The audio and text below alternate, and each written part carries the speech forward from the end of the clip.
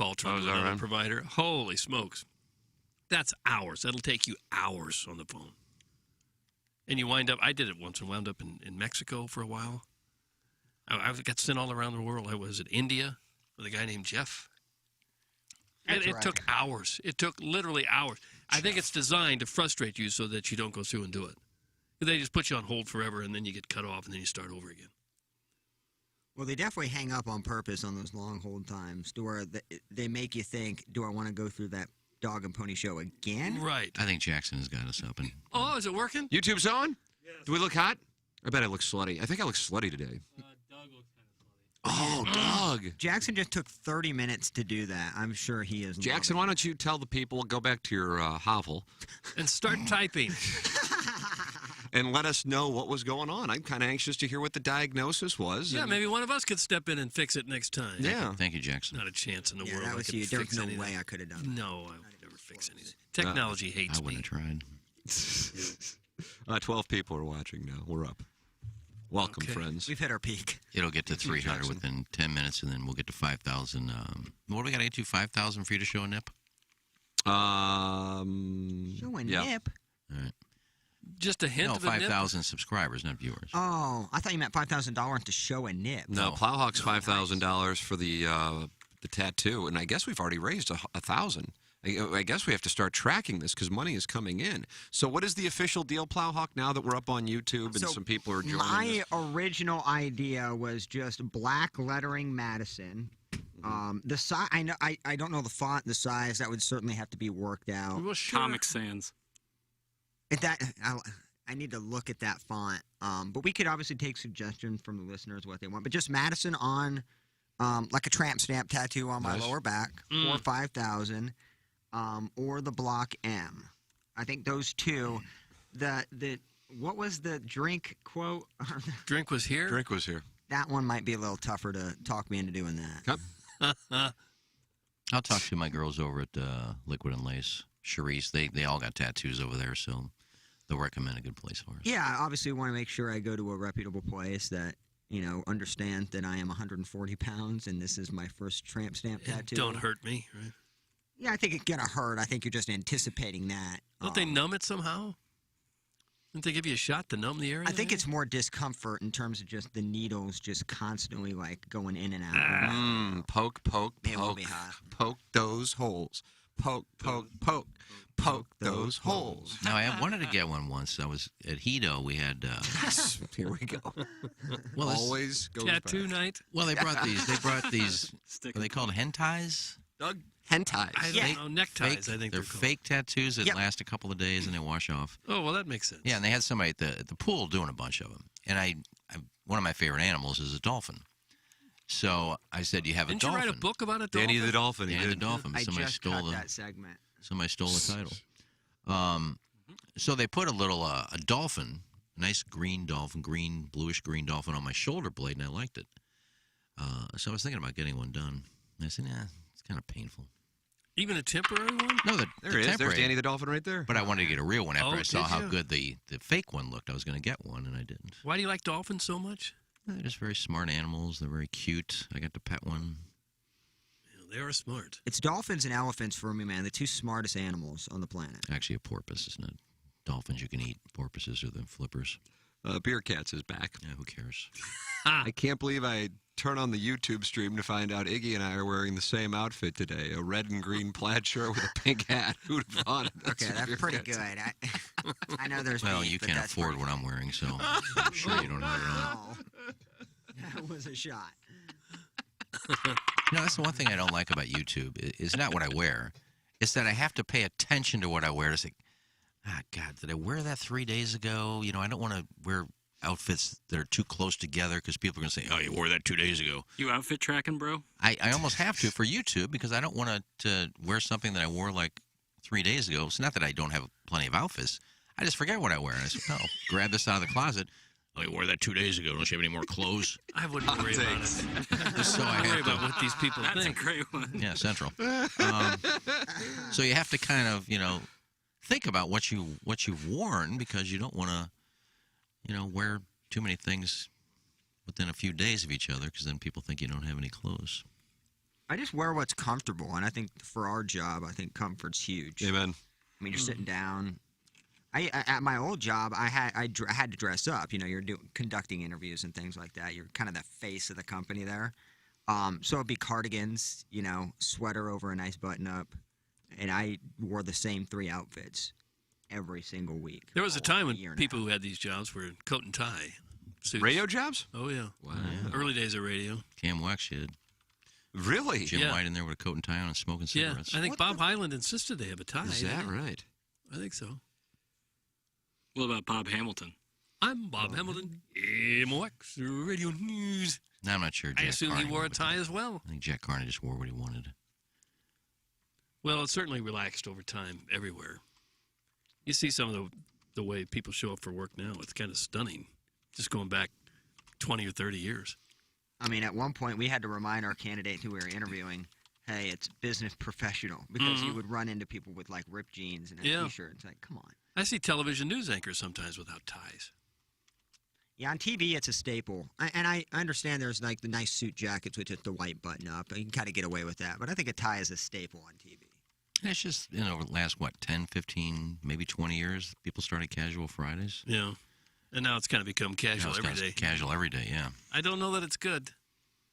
No. I think in general, the better you're dressed, the better you'll behave. I know when you're younger, that's definitely the case. I think You it depends don't on see the a lot of job. people. You don't see a lot of people getting in trouble when they're really well dressed. Does Iggy plan on cutting some trees down after the show? He looks like the brawny paper towel guy today. That's from Father Brown Eye, Doug. He has a parish over in Belleville. I think he looks great. I like Thanks, buddy. the polo. Is that polo? Is that what that is? Yeah, it's a Horsepower. Yeah. Yeah, I'm not showing off the polo, but Where's the horse? I want to see it. Oh, there it is. Yes. Horsepower, And a polo got more hat. power. I should wear my polo shoes, too. Didn't. Hey, Tim, when are you going to be on the Riz show? I'm sure their ratings will spike with the greatest of all time being on their show. Thanks. That's from the 636. Doug, I don't know. Do you know when I'm going to be on? No, you. I don't. Sometime this week. Sometime in the 6 o'clock hour. What do they? For this presentation. They send you an invite? Tommy said that it would be on in the 6 o'clock hour. I said, sounds like a plan. Well, it'd have to be, unless you want to leave this show to go to theirs. No. That's the whole reasoning. Yeah, they're on from 6 to 10. Yeah, I'm sure Favaz and you men will want me in there some point. wow. Yeah, we're clipping that one. Lauren will want me to sit in on her show, and then Lux will want me on her show at some What if they point, don't? and What if the call never comes? I don't even think Lux knows who I am. Although we did. Weren't you judges with We judged a contest together. Jennings? Yeah. And Doug Ken Bone from the 2016. And the girls wanted to Debates. sit off by themselves. And Now, the funny thing is that I didn't tell Jay Boyd where I wanted to sit. I go to the dais, and there's the place cards, and Learn is right next to me. And Jay went running up to the dais and took my card and threw it in the back, in the very end of the table by Ken Bone, and then put his right next to Learn. And then he smoked the entire time. Then I remember, I'll never forget this on your podcast, when she was berating me for smoking the whole time next to her. And I said, I never lit a cigarette next to you. I went outside and smoked, and it was Jay smoking cigarettes, and you blame me for smoking. Oh, excuse me, I'm putting out a cigarette here. so now you two are kind of sideways, I guess. No, I just remember that from the podcast saying that I think he was smoking the whole time. That was Jay, that wasn't me. But I don't even remember if Lux even knows who I am. Why don't you walk into the Point Studio one afternoon and say, hey, I'm available if you want me to. I'm not usually here around 2. I was going to say, that would involve staying till 2. Yeah, unless we have a meeting or something. and I come Jackson, back. what are you doing until 4 o'clock? I'm not challenging you, of course. I'm just Sure. curious what you're doing. Well, we do balloon party till 11, and then I usually get a YouTube clip or 2 prepared, whatever I have to do for social media that day prepared, answer emails, cut some best of segments, and then my ADD usually takes up about 35 minutes where I do nothing, and then I usually leave around 4:30. Print out some shipping labels to give people their merch. Doug, you can get 50% off at InsideSTLShop.com right now. Wouldn't you look good in a Okay. sweater stocking cap like I have on my beautiful, beautiful bald boy head? I think you're sold out, or I'd get one. No, that's right. Yeah, that's a shame. I work better here because if I'm at my apartment, I'll just Start watching Missouri basketball highlights. I work better if I'm like at my place of business where I like could just kind of have to work. You know, it's better for me and my my wandering mind. Once it warms up, Jackson, you just take that laptop outside on the patio out there with the fountain will be on when the spring comes around. It'll be nice and warm. Just take that laptop out there and sit out there and work. Not a bad idea. I'm looking at the sunrise right now. It's really beautiful. Yeah, we have drapes now. We can't see. I'm a big fan. That's why I really like. I've always worked early because I used to work at golf courses and stuff, and I just really like working and watching the sunrise. Really? I love waking up early. Yeah. You do? Oh yeah. Like how early? On the weekends, usually I'm up 7:30, 8 o'clock. Oh, that doesn't seem that early to me. But that's just an internal time. That's not working on the weekends. Yeah. Waking up that early. If you wake up at 4:30 every weekday, it's tough to sleep till 9 Yeah. or 9:30. I'm with you. I can, but What time do you go to bed in your boy bed when you have to get up at 4:30? Little race car bed. I try to get in bed at 9 and start to read so that I can get to bed by 9:30.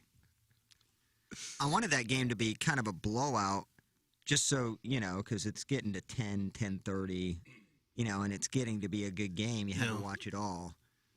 So that was my problem. I knew it could be a long night. That was the thing. And Doug, initially I got cucked by my son and sent to the couch in Again. the basement. Ugh. But here over the last 2 nights, because he had moved into sleeping with Anna Marie, because the baby will be coming here any day now. So we're beginning that transition process. So I will sleep in his bed. So she wanted him to fall asleep by 9:30 last night. Well, I get in the bed. I'm like, I'm going to go to bed. I'll watch the second half at 5 in the morning when I get up. Mm-hmm. But the game's good, and it was moving at a pretty nice pace. I think there were like 7 minutes left at 10:10. And I didn't know that she wanted him asleep at 9:30 until we went to bed at around 11:10 after the game, and then I became aware that she wanted him. So that's on. And then you got sent to the basement after that as some sort of punishment, probably. No, the basement is actually a little more comfortable than my son's bed, because I can turn it down to 61 degrees down there. Oh, Freeze them out. That's right. But I'm upstairs now. Did you think at any point in that game they were going to reach 52 points? Was 52 is the total? Is that why you're asking? Yeah. Is that what? Didn't it get to 51? 51. 51. No. But the over was 52, so That's it came correct. close to getting there. So that's Yeah, I mean- amazing how good they are picking those point totals, how close they are. Tim went 6-0 because he went over 62. Oh, did No, I went under. 62. I mean, under 62, so there was no sweat there. So Tim 6-0 this week. I went 5-1 again. I lose a game. Jackson, what are the standings? Give me a moment. Did yeah, you I hear got it. typing? I hear typing. I think everybody except for Jackson Went above 500 this week? went well above 500. Yeah. Doug, look at the Pick Six podcast presented by the great people at Tullamore Dew. It's a bunch of sharps who are guessing at football games. Well, what happened to Jackson it if was he had this such a week. down? He bets on the NBA. He did bet a Blues game. Well, that's right. That was a stunning development. Yeah. Tim 6-0. Shipped it. Prod Joe 5-1. Pete 5-1. Unit 5-1. Wow! Iggy 5-1. Wow! Jackson 2-4. Ah, Cade Cunningham couldn't go over 18.5. What the hell happened this week while we were so good? That's never happened. I know. It's never come close to. If everybody's 4-2, we'd go crazy. Yep. So now I've cemented my spot in last place. So what is my record for the year? Because I think I might be at 55% against the number, You're which better is. than that. You're 64-50, which is 56% against the spread. Doug, how do you do? I I'm think fine. Joe's only like a game and a half back. 61-52. He's 53%, but almost The 54%. Bundesliga. Telling you. How about second Bundesliga? You don't bet on the second There's Bundesliga. three No. people betting above 50% right now. Wow. Unit- 56% unit's against the the third. number. I got to be close because I think I'm only a game or two behind Unit. Mm-hmm. You're 57-58, so you're 49.5%. And Really? we're picking What a 3 games turnaround. this weekend? Yeah, three games, which pretty much eliminates me and probably Pete.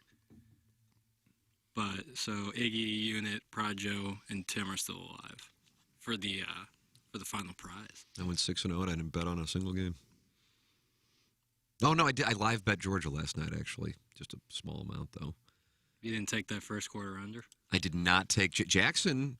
Jackson stepped out on a limb on Balloon Party, too. Ballsy. That's a hell of a lot more ballsy than doing it here.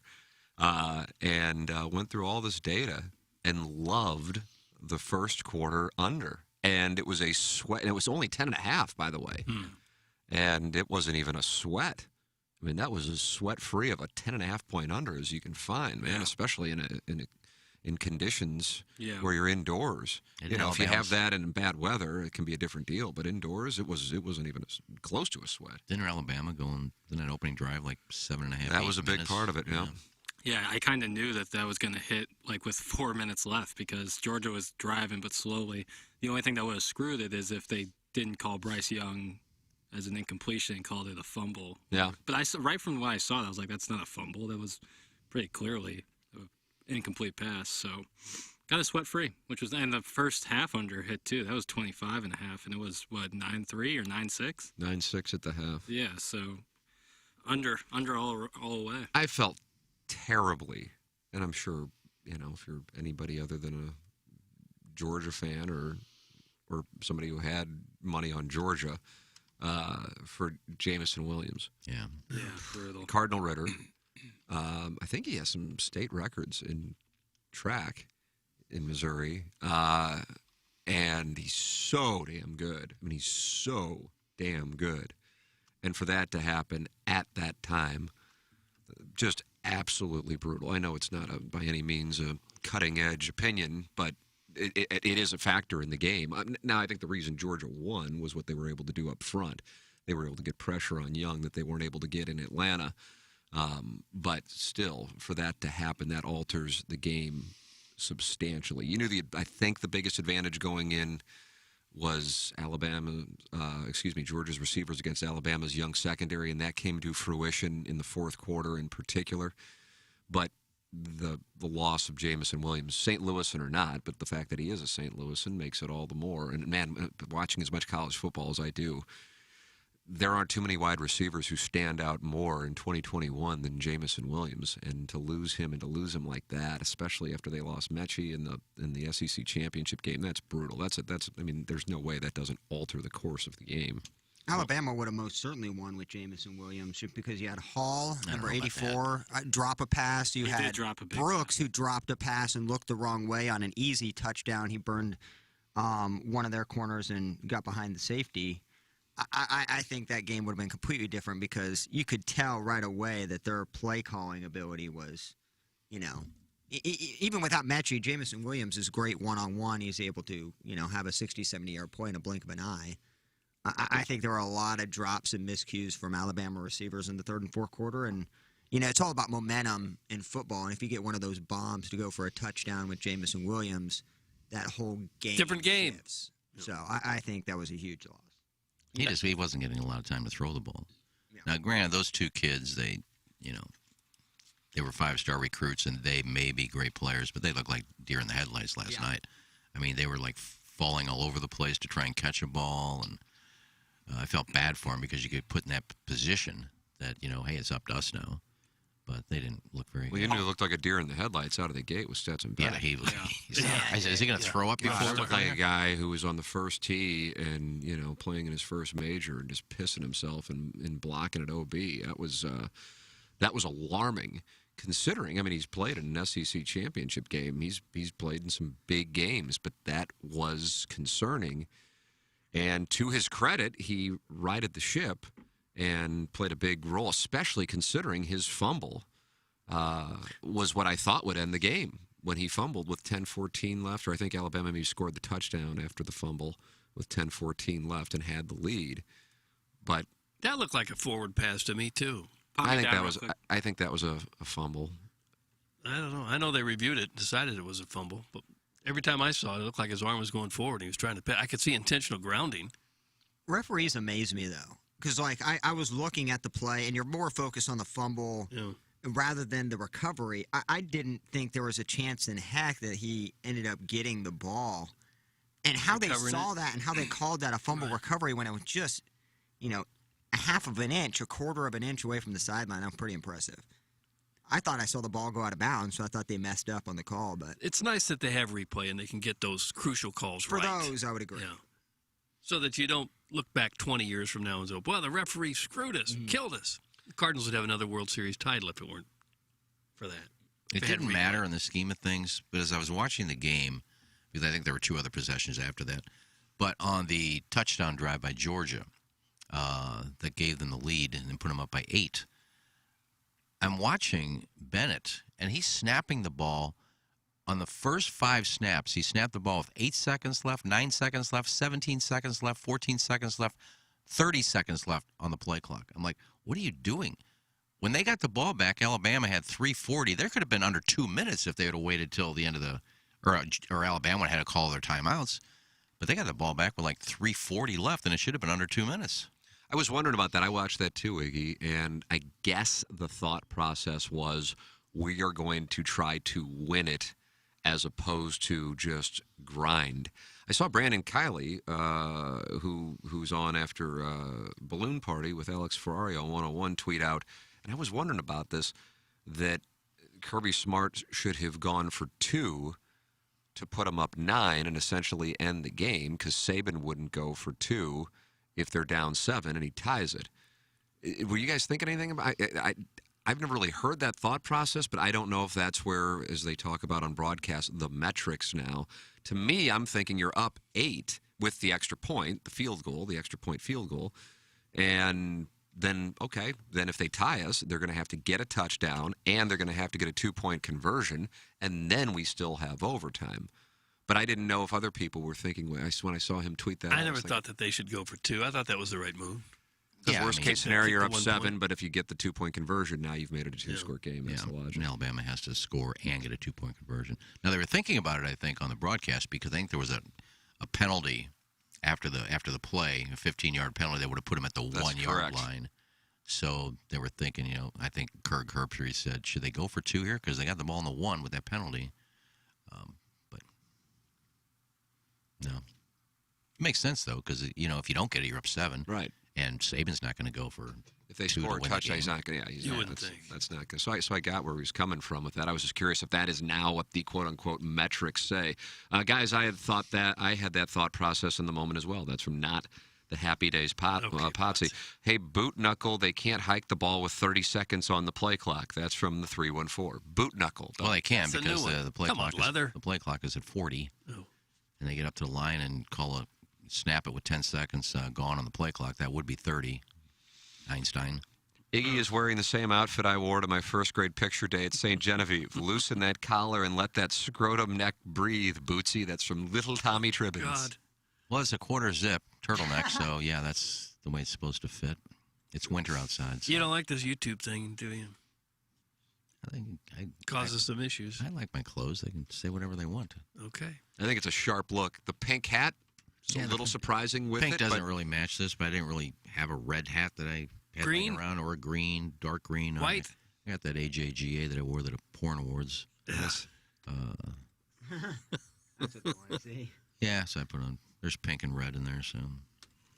Guys, everybody wants to be the smartest guy on Twitter, whether it's correct or not. Thanks. That's from the 314. That's true. It's just an opinion. When I saw, I don't know who it was, what they were talking about, the depth on Alabama, I'm like, oh, yeah, I remember when the Plowhawk and Iggy and Gangster Pete and Doug came over for a watch party at my house when Missouri played Alabama in 2018. Doug, they did not win that game, by the way. No. It Shocking. felt like early that they were going to. I know the Plowhawk thought they would. I brought a megaphone, too, I think. I do Todd recall Callahan, that. maybe. And then what, you went and smoked in my neighbor's driveway or something like that? We played basketball. Yeah, in we my shot some driveway. hoops in your neighbor's driveway. Here is who carried the football, according to the box score that evening in Tuscaloosa in 2018. Damian Harris, who enjoys carrying the football now for the New England Patriots. Najee Harris of the Pittsburgh Steelers. Josh Jacobs of the Las Vegas Raiders. Jalen Hurts of the Philadelphia Eagles. Tua Tagovailoa of the Miami Dolphins. And last night, Brian Robinson Jr. That is who carried the football for Alabama. Then I scrolled down and I thought, I wonder who caught the football that night for Alabama. Scrubs. Jerry Jeudy had 3 catches for 147 yards and a touchdown. Devontae Smith had 4 catches for 100 yards and a touchdown. Henry Ruggs had 4 catches for 50. Damian Harris, 2 for 31. Jalen Waddle, who just broke the NFL's rookie receptions mark, Jalen Hurts, Irv Smith Jr., and Doug, you always have talked about Derek Keefe. He had 2 catches for 16 yards. So there's a little cover depth. him. I don't care who they are. I don't care what the names say on the back of the jersey. Nice. You got to cover him. Yeah, but Drink wasn't, coaching that game. It was Odom. So I think you put Drinkwitz in that situation. Different ball game. Yeah. And look what they did to Tennessee. I still bring it back to. When Drink played him, he had his free safety playing quarterback. Oh, yeah. It's easy to win if you have those players. Try winning without those players. Think about it. Alabama could be so much better next year, too, I think. Even with, if they lose Mechie and Williamson, they still have a bunch of young guys. Their defense is super young.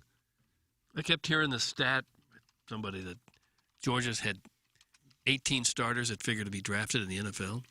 Well, I think in that game, 5 of the top 10 mock draft picks that were in that game. Maybe more than that. Will Anderson might be the best player I've seen in a long time.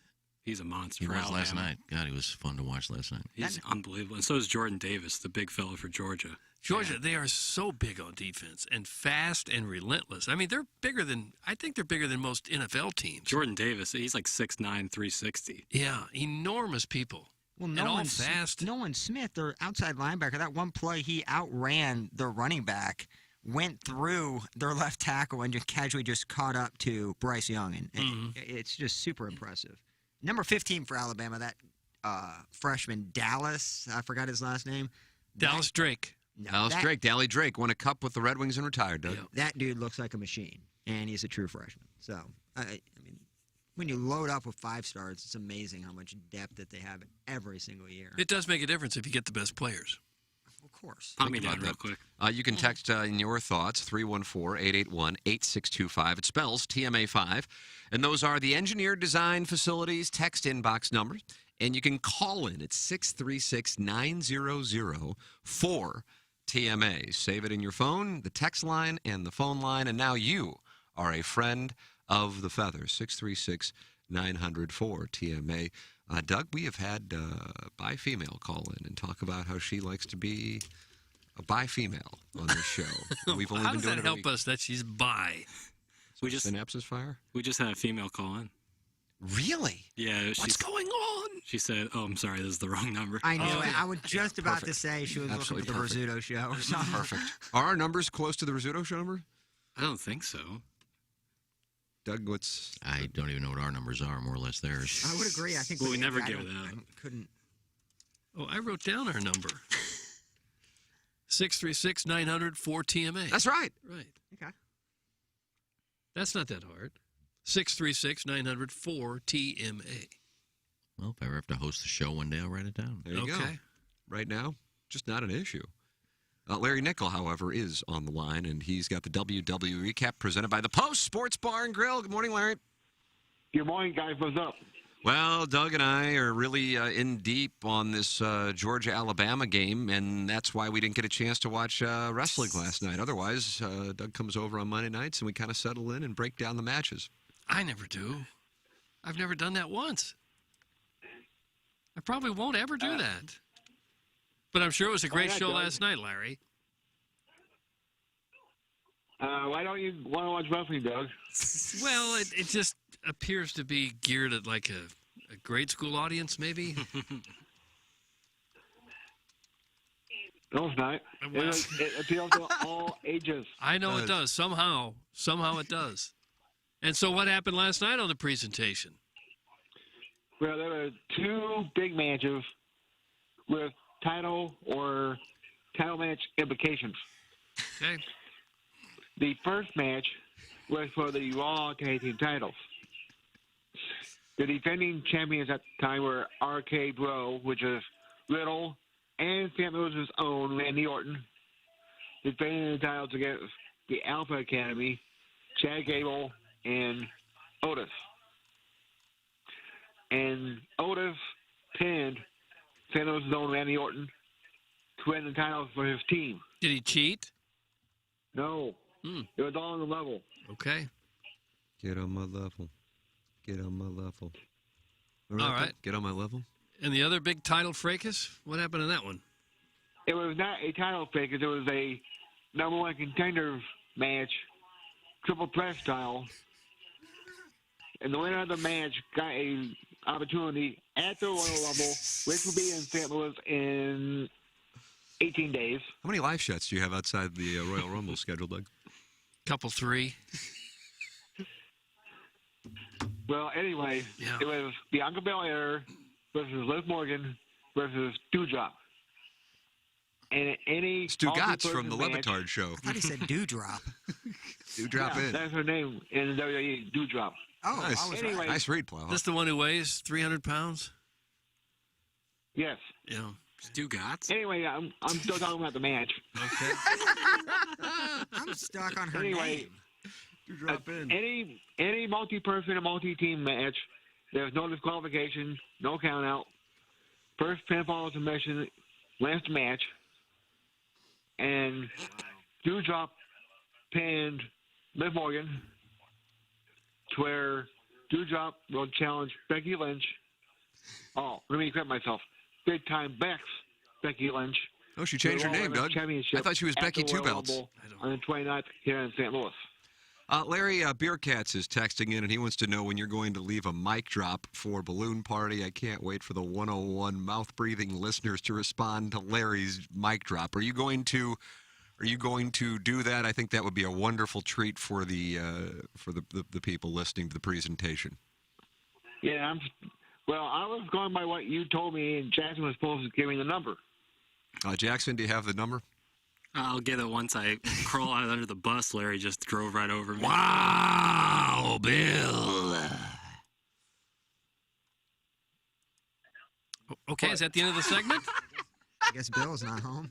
He's not. I got you, Larry. Once I get it, I'll send it right over to you. Anyway, like I said, I was waiting on Jackson for the number, but Yeah. I'll find out another way. Doug, do you have the number to 101 ESPN when you call I in and leave don't. a mic drop? No. You got a Get that audio. Oh, hell yeah. Larry, what will your mic drop be about? You told me anything, right, Tim? It's a free-for-all. Oh, great. I might do something along the lines of WWE. That'll play if they really allow well. it. Perfect. That'll play really, really well. Yep. But I want to surprise you guys with that when I actually do a mic drop. I might go live on my Instagram and when I read the text in response to the mic drop. Tommy comes in. Yeah, we are having some technical issues. Our text line is actually. Yeah, it's fried. Did you guys see where Ric Flair is coming to town the end of this month, I think? He is indeed. Yeah, on Friday from 6 to 9, the El Fallon Hot Shots. How about that? Oh, and Hot Shots. How about that? Oh. What's the occasion? Ric Flair and Pete Madden are doing a podcast at the El Fallon Hot Shots from 6 to 9 o'clock on Friday, the 28th of January. Oh, they don't. Our former cohort, Dave Green, is involved with that podcast. Is that How about right? that? Yeah. Okay. So he'll be in town for the Royal Rumble. Yeah, because his daughter, the 13-time women's champion, Charlotte Flair, entered herself into the Women's Royal Rumble match. Okay. All right. What's happening in the background there where you are, Larry? Hearing Where something. are you? Yeah, no, here's some too. I am at home, and they are showing a commercial for Monday Night Raw. Okay. You just watch it all the time, don't you? You have to study Yeah. game film. Larry, do you have the top 5 Anyway. countries in the world at your disposal? We're up against a hard Yes, I do. 8:03 break. Yes, I do. Yes, I do, Tim. Thank you. Honorable mention, Russia and South Korea. Yeah, I thought so. Okay. Number 5 would be Holland. Wow. Do you ever call it Holland? Holland. I like that. Yeah. It's kinda old I like school. wooden shoes. Yeah. Netherlands. Number 4 would be Switzerland, where Swiss chocolate comes from. Central Europe. Swiss Total, cheese. total coincidence. Swiss cheese and Swiss chocolate. Okay. Swiss Miss. Hi, Yeah, Swiss that Miss. too. What's new? Swiss Army. Remember that one? Anyway, number 3 Sorry. will be He's got another hit at 8:05. will be Brazil. He's on 101 with Randy Character. Tim, I'm still talking.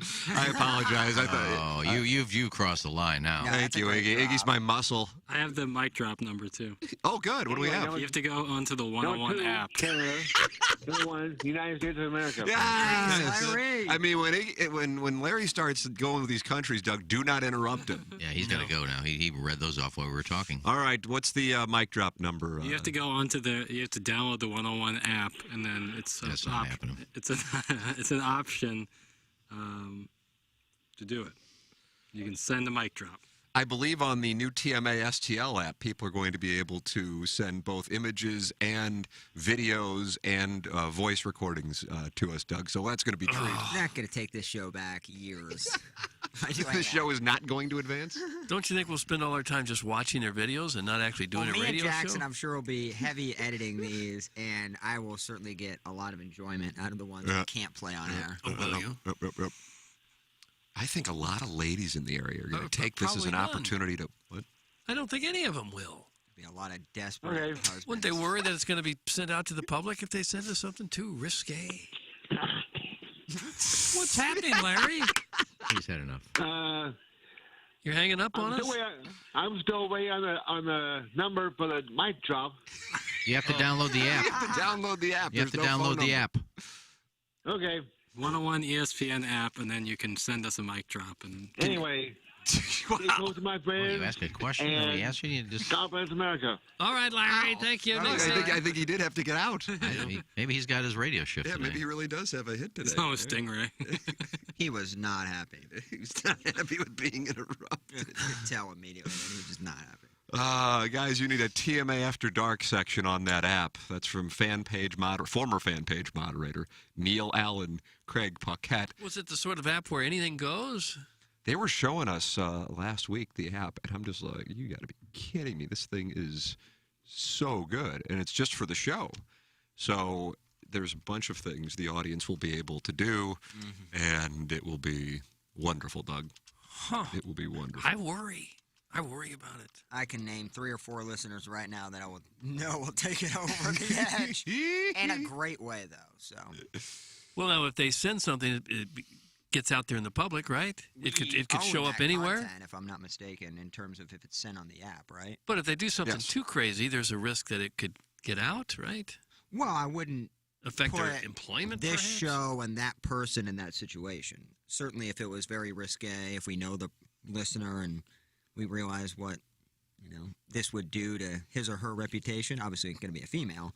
Me and Jackson will pick and choose which ones we decide to play on air, or pursue or bring up over the air. So. Well, why is it someone gets an idea for the app, and our immediate fear is that people are going to send us naked videos? Because the first Even on 5 this will show, be naked Tim videos, offered to show a nip for $5,000. 5,000 subscribers.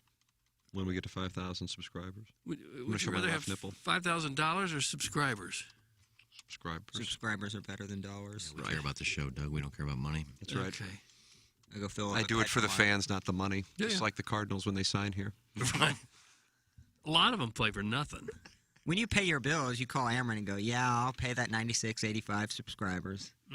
355 people watching right now on the live stream. Just if you're at home, working from home, you can put it up on TV, and the next thing you know, you're watching 4 hot guys give takes. And Jackson, when are you getting your camera? It's coming soon. Coming real soon. Nice. So how's this going to look? Because right now you have 4 people up. Are you going to be like right smack dab in the middle? No, I think it's going to go Doug and you still up top, and then me, Plowsy, and Iggy in like 3 little segments. Yeah, it's cool too because Jackson will have one of these standalone it won't be one of those motion because his room is so small. You put one of those cameras, you're going to be able to see every square inch of that room. So I'm excited to have Jackson in the addition because you'll be able to see him typing. You're going to be able to hear it and see it at the same time. I think that's To be able huge to for watch our a guy brand. typing, that is huge for us. It's going to be exhilarating. All right, we will close out our Munganass St. Louis Acura Alton Toyota 7 o'clock hour. Munganass, the sponsor of our 7 o'clock hour and the Daily Fantasy Showdown. Doug with a win yesterday, and Iggy, I know you're doing some research on what we have this week. Well, we head on over to Honolulu. Doug from Maui. Okay. Yeah, full field, first full field of 2022, and this is where the streak just. This year, I'm going off. I'm just. What do you You're mean? going off? What do you mean by that? I'm tired of you. You tied me last year, and I've just played around with you and played around with you. After I won 12 in a row, I kind of. Well, I must have won a lot in a row too. If we tied. Yeah. So. Iggy, don't play with I your got food. I got 4 or 5 guys I'm looking at this week that I should be able to squeeze into my roster. Wow, Doug. This man's confident. All right. Well, And I'll I'm looking close at my pick eyes. 6 too. We only got 3 plays this week. I might go 3 golf. Wow. This guy's sending a message to the field. I have nothing left. I'm 6, 7 behind you with 4 weeks to go and only 3 games a week. It's kind of tough. Well, you're a champion. I think you'll rise to the I occasion. just don't want to Hey finish. guys, this is a lot of fun. I have gone way over on my break. Oh, I had to go headset. who was that? Oh, Shelby. The girl who The PP constructed a ween on her parents' house, Okay. and then we paid $500 to come to St. Louis Yeah. for Well, TMA Live. She paid like $200 for the gas, so it was really not really a win. For And her Shelby. boyfriend looked exactly like you, Plowhook. Yeah, and he looked like he was really enjoying it. Yep. Super happy to be there. right. That's what I noticed. And then they went and hung out with Big Al at like Ameristar or something. Yes, afterwards. they did. Was that a different time when Plowsy took on the competitive eater? Oh, that was a different time. Me and Iggy did that, right? And we just kind of, You didn't Oh, do I that remember well. that. That guy ate very quickly, yeah. God, that was disgusting. and then he stormed out of the And he place. stormed out, yeah, like, and then bashed us. I think he does have a podcast or like a He's YouTube. podcasting and attacked us? Doesn't Well, everybody? It was a YouTube or Facebook. He did actually bring us up and how terrible we were at eating competition, but I don't think he realized, like, I'm a twink, bro. Like, Put that off. I ate at my own pace. Well, I think that's the night we had Natty Nate in there, and he acted like he was just sitting down for a nice 6 o'clock Oh, supper. yeah. He's got a fork and a knife, just taking a little bite and a sip of water and dabbing his lip, and then another bite. He was just there for the food. Well, he's a pro. Munganess, the sponsor of the 7 o'clock hour and the Daily Fantasy Sports Showdown. Doug leading 1-0 through one tournament this year. We'll have the drawing tomorrow on the presentation. We can do Thursday. 21-20 over 2 years. Wow. Yeah, I guess you are the all-time leader, the all-time wins leader. Munganess, We go Thursday. stlouisacura.com, well, whatever works. So, Thursday's fine. AltonToyota.com, stlouisacura.com. It's Munganess. If you are in the market for a new car, a pre-owned car, or to get your car repaired, make sure you're working with the best, and that's Munganess, stlouisacura.com, and AltonToyota.com. Jamie Burkhardt, Clayton Patterson Union Introduction. Email me, T. McKernan at InsideSTL.com, or DM me on social media, and I'll connect you right away. It's Munganess, the sponsor of our 7 o'clock hour, which we close out right here, right now, at 8:10. On the other side of the break, Doug, I feel like we advanced the discussion on space exploration yesterday. Yeah. Well, we have a news story this morning. What is it? That we could advance it even further. Yeah. Proof of life on Mars could appear within 20 years, but something substantial might happen before proof of life on Mars. We'll tell you what that is. Earth will disintegrate. We'll tell you what that is on the other side of the break. I just got better at teasing. This is the Ryan Kelly Morning After on 105.7 HD2 FM. The Plant, TMASTL.com and YouTube.com/TMASTL. KPNT FM HD2, Collinsville, St. Louis. Your home for the Morning After and TMA all day. Stream us live at youtube.com/TMASTL and at TMASTL.com. I got a text yesterday. As you know, I love the Great Americans on the fan pin. That's right. But I'm not a Facebook guy, so I can't access that and let them know how I feel. But I've been a staunch supporter of fan pinners for many years now, so especially since they were loyal to me. But even though I'm not on the fan pin, I still have tentacles around town. And I don't know if Doug saw this, but Plowsy apparently played a little golf and was also involved. Oh, no. Yeah. What am I looking at? Yeah, no, there's a video of the Plowhawk and Cletus, my two-man partner, and we're in the finals, of course, making out. One of Plowsy's partners as well. Yeah, Not- Cletus not and I golf. haven't gotten to that, although I will say this. I think after we won our first match, second match, he wanted the people we just defeated to take a picture of us where he would be kissing me. Now, I of in the course, world? am more prude. I'm willing to give up holes Golf-wise. Right. Yeah, Doug, what in the world? We're talking about golf. Okay. But if a guy's going to kiss me, at least we're going to start out on the cheek before we go to like a bathhouse. But out at Normandy yesterday, the Plowhawk gave up his boy mouth. And we didn't make out. There was no tongue involved there. What's happening here? For one, Cletus is hilarious, fun to play with, great American.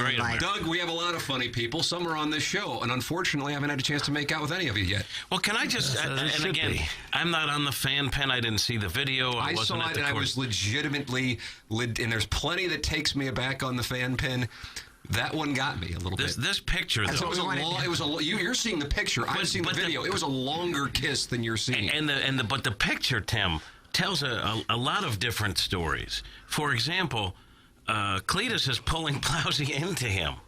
Oh, he has a lot of homoerotic Doug, here's the video. Sure. You can see it right here. And then the hand placement. God, they look like That's a long kiss. Why would you agree to that? Who cares?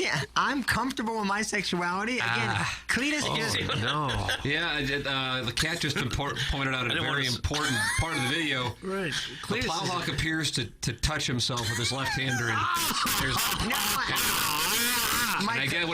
somebody steps down or something now? My club was being held up, I think. Doug. Michael Jackson. You made Doug's voice crack. We're not judging. We love you. I haven't actually seen the video yet. Yeah, it's damning. I'm sure it is. But again, I am not embarrassed or anything. I don't know. How does your, I was about to ask how your mole feels about I don't think she's seen it. She worked till about Is this going to be a turn on for her?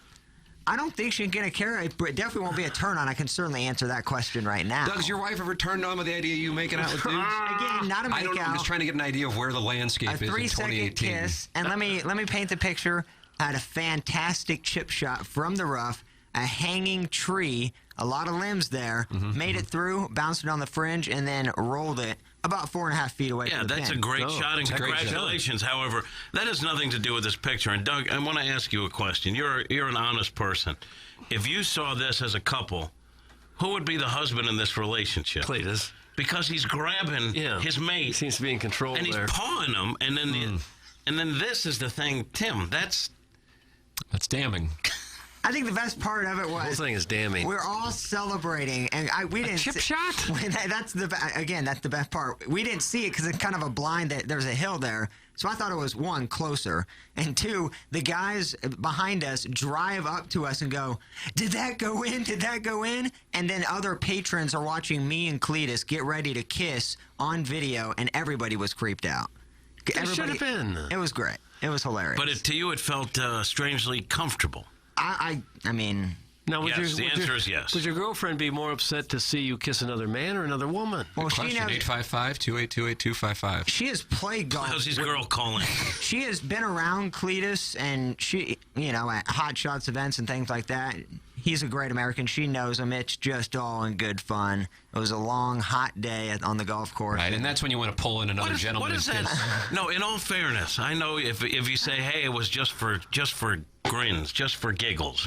I get that. Correct. But then when you start saying, well, it was a long, hot day, which has nothing to do with it, it leads me to believe something else. They were just experimenting, that sort of thing. Well, it would kind of say, hey, we did it for the fan page. We thought it'd be funny, but you're bringing so many other things into it that it makes me wonder. Well, remember Cletus and Jay, I think after the Duel in the Sun, I'm not for sure when that was, when they did No, that's after Jay defeated Cletus in the Fan Page Club Championship. That's what it is. They had a nice moment there at the picnic table outside of Normandy, and I think we were just kind of reliving that moment, just recreating the picture. There is the text inbox is buzzing, Doug. There is 100% no way to explain this away. The whole thing is hella weird, hella weird. That's from Kevin's brother, Jack Demoff. You like that term, Doug? Hella weird? I don't mind it. Oh. In this case, I don't mind it. Surprised by that. I don't mind it. You seem so happy with it. I'm not. I think it's funny, and I'm sure that I don't have the text inbox open. I think I'll avoid it today. But might be a good time to post on Tigerboard. Yeah, I don't know. Maybe it's time to avoid that for a couple weeks before this picture goes away. Well, it's a video, fortunately. Yeah, so I thought it was hilarious. We had a 12-some out on the course last night, so it was a long. A 12-some. We had 12 people teeing off. Yes. What? Because it was a league, and we got caught up, and everybody's like, let's just play together, instead of waiting 20 minutes and then teeing off after they get done with their whole. We're like, let's just hang out and we can all hit, and that's what we did. It was fun. Was Cletus's skin soft like yours, Plowsy? That's from Felix. Again, it was like 2.5 seconds. I didn't really get a feel. It was fun. It was a good shot. Now it's 2.5, but you said 3 seconds ago. The worst part was Cletus. Just moments. I was second to last to shoot. Cletus was able to shoot and got it about a foot closer, so my celebration was mute. Guys got a great short game. Because we didn't even play my ball. Did this bear have his way with any of the other otters? No, if you've ever played golf with Cletus, he's very deliberate. Yes. Settle in for at least a 4.5-hour round, Doug. If a that's lot of practice shots. A lot of practice. And then maybe it's just me because I'm discombobulated or something. But the question I have in my mind is, we saw this for a nice chip shot. What if you had holed? What if you had knocked it in the hole? What would have happened, Doug? The trajectory of the ball, like I said, we could see the pin. We couldn't see the hole. How was the traj? It looked to be when it rolled off the hill on the fringe going on the green. It looked like it was dead on with speed, and so I assumed it was at least a couple inches, a foot away, but it kind of trickled to the left. And kind of was about that 3.5, 4 feet area. So it wasn't as good as I thought. If that reaction is from that shot, what if you had put it in the hole? I think there might have been an arrest. They would have needed a room. Whoever's with me at a hole-in-one, just be prepared, because I will. For what? I'll celebrate. Yeah, but what does that mean? You could jump up and down. That I don't know yet, because I haven't. You can't anticipate a hole-in-one celebration. But you had a nice chip and you made out with a guy. So, do we just go to fisting, or is there I think there's an in-between there. It feels like the show has turned. Advanced? Advanced. More advanced. Hi, I'm Ryan Kelly with thehomeloanexpert.com. If you thought the real estate market was hot last year, just wait. It's only January, and we are pre-approving record numbers of borrowers looking to buy a home. The competition is going to be fierce, and if you're even considering, even thinking about buying a home this year, let's talk. Let's get you pre-approved today. The 5-minute loan approval, only available at thehomeloanexpert.com. The Home Loan Expert LLC, NMLS number 1326241. Hey, this is Tim McKernan for Design Air Heating and Cooling. I am a very happy client. Design Air Heating and Cooling and Seth Goldcamp and his incredible staff, which you can find online at designairservice.com. Just go to the website, click on the Book Now tab, and any issues you may be having with your HVAC system, they will take care of immediately. The customer service, second to none. It's Design Air Heating and Cooling online at designairservice.com. KPNT-FM HD2, Collinsville, St. Louis. Your home for the morning after and TMA all day. Stream us live at youtube.com/TMASTL and at TMASTL.com. Welcome to the love circus, baby. Bye, Josh. Beats by the Quan Dogs. I actually like this song. I'ma give you.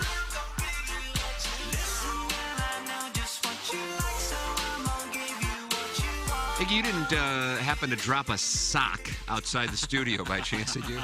Sock. There's a white sock out there on the floor. You drop it? I don't own a pair of white I socks. just posted. I just posted a video of it. In front of our door? It was more in front of the King Scott's door, the Riz show, but they're right next to us. So I went to use that little wizard's room, and I always look forward to it at 8 o'clock because I get to see Doug's ween. And King Scott was next to me at the urinal, and we started talking about this. I didn't. I can't see over the barrier without my step stool. And we were discussing the fact that a random sock was outside of our studio. Mm-hmm. And then Jeff Burton came in the little wizard's room. He was carrying, I don't even know what kind of, it's like a toy gun with like little, I don't even know, little something I would imagine for one of the things that they're doing. And when they lose wagers on that show, they really pay the price. I think Riz had to like spend the night at Hot Shots Fenton one night overnight in a box. In a box? Yes. Like in a glass box or something along those lines. Who would know? Once everybody left, just get out of the box.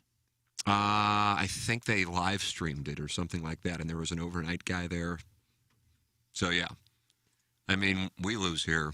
Well, you can't stay at the Stratford Inn anymore, right there. That caught fire the other night. Yeah, it's over. So then I came back, and the sock was still there, and I got video of it, and you can see King Scott on that video. I just posted it on the TMA fan page. And then the Plowhawk walking back into the studio. We do not know whose sock it is. Christy from HR walked by, picked up the sock. I wouldn't touch the sock. I wouldn't do it. Why not? Well, socks have, obviously they warm your feet up, but they also kind of have a sexual value as well. Amen. Come on, just sock. I agree. Somebody used it during our show. They were watching the YouTube and using the sock. Have we felt it? I got a sock at home you could sell for art. Oh, Why? man. What do you mean by that? It's been used. And probably one of those wet shirts that you put in the freezing cold that just straight out, just stiff as a board. Does anybody really use a sock? You can text in your answer 314-881-8625. What are we talking about?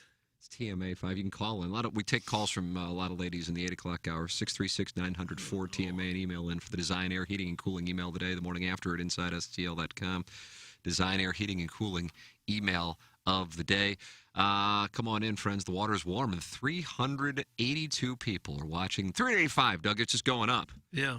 Maybe we should get the sock, because I think it's now sitting in like a production area booth. Really? Christy picked it up? She did pick it up and then put it there. She probably thought somebody lost it. Well, maybe they did. Maybe it fell right off their foot. Yeah. Maybe they were a little late for their presentation, and they were running in, and the sock came off. Iggy, I had a lass a couple decades ago, and when we would begin the process of engaging in coitus, and I would last at least a minute. No foreplay? That was foreplay. Oh, I'm sorry. Yeah, I've had something like that. And she would say, socks aren't sexy. Socks aren't sexy. Have you heard that phrase, and do you agree? And therefore, what are your thoughts on that sock outside our studio? Is it sexy? I haven't seen the sock. I mean, sock on a floor is not sexy. I mean, I think my socks are sexy today. I got nice pair of socks on. Well, what do they look like? I'm too sexy for my socks. Oh, nice, Jackson. Multicolored socks. No, they're not sexy. I mean, I go back to that perv Ed Powers. That perv Ed Powers. Who the hell is that? Ryan Kelly's on hold here. Oh! We better stop. Why did Ed Powers take a shot? Put a pin in that one until after. I feel bad for Powsy. He started Dirty Debutantes. What? Is it debutantes or is it debutantes? Dirty Debutantes. Hey, Sheriff. And I think when he retired, it was like Dirty Debutantes. Doug, our title sponsor's on hold. Well, get him on. Anyway, he wore black socks. He's not What's good wrong with black socks? Well, that's all he had on. Ryan, good morning, and welcome to the presentation. Crazy boys. All right. Nothing like a good old sock when you spend the night at your buddy's house. Nice, Ryan. Get that off. There we go. I'm going to get that audio. I love that. You know what else is pretty cool? What? Buying a house with $0 down. Damn, Gina. It is. Oh, socks were all the jam today. I came at you with that. Do you know, at the Home Loan Expert, we can get you into a house with $0 down payment, like legit, $0 down payment. We have loan programs for that. Maybe you got like $20 sitting in your checking account. Times are tough. I get it. Haven't been able to really build up that savings, but you're renting or you're in a small house. You need to get moving. You need something bigger. Give us a call. Like legit, we have a lot of programs out there that you can buy a home with $0 down. Get pre-approved for that next house today by visiting thehomeloanexpert.com. And with every closed loan, we'll give you a free pair of socks. How about that, boys? Nice. How about that, Doug? You got a house and socks. Yeah. I'm going to come see the new studio. I can't believe you guys are still there. No one's thrown you out yet. I got to go over there. Come on by. We'd love to see you. After the shrimp, it's going to be close. Yeah. First, I got to stop. I'm going to say some stuff. Compliance is going to shut me down. Boys, God love you. God bless America. God bless Larry Nickel. God bless everybody. Amen. And come to thehomeloanexpert.com for all your mortgage needs. I'll leave it there. Thanks, gentlemen. I'll There see he you is. soon. Thank you, Ryan. Doug, there he is. He's online at thehomeloanexpert.com. As much as anyone, he makes this show possible. He's the man. He's the You're one to damn right. blame for it. You're damn right. Somebody just sent in a screenshot of Ed Powers. Is this accurate? That perv? This guy just got railroaded and thrown He under the really bus. did. Is that him? That's him, man. He hadn't done a dirty And he's a thing to any of performer? us. Doesn't look like a performer. Well, he put himself in every video. He was the director. It was all a setup thing, you know. Like he found a new girl, and then he would do an interview, and they would have sex, and he kept his socks on, and there was black. This guy would have sex with him? Looks like Richard Skiff. Yeah, as I said, perv. The dirty debutante thing was these girls were 18, 19, 20. This guy had to be like 60. Dude, Ron Jeremy looks phenomenal compared to this dude. Oh, to be honest. And This black guy, socks. Guys, this is at least the 10th time Iggy has given the Ed Powers and sock porn take breakdown, and you guys still don't remember what he's talking about. I know. Wonderful. That's from Minute Bowl eligible. Well, we have new listeners all the time. So We repeat stories all the time. Yeah. I think I'm our gonna whole change my station after this is just profile repeats. picture. You enjoy those, but I tell a story more than once. We heard it already, man. Stop. But then we play the replays all day. Oh, great! I haven't heard that in a couple of years. Love it. We heard the story already, man. Shut up. How many stories do you think we have anyway? I mean, we've been on how many years? 3 hours a day? We're about out of stories. I've got Some of them might get recycled. I've got stories you've never heard. Well, let's hear one. Let's hear one, yeah. I can't tell them on the air. Well, that doesn't help us. Well, I'm just saying, I've got tons of stories in my life. There's certain things I can't say on the air. Like when I have patio parties, I let out a few stories here and there. When I do my cameos, somebody wants to hear a story I've never told before, I will tell one. What kind of stories are they? Your Usually- sexual exploits? Yeah, usually sexual in nature. And when you've had 500, there's plenty of I stories. don't think you've had 500. It could be more.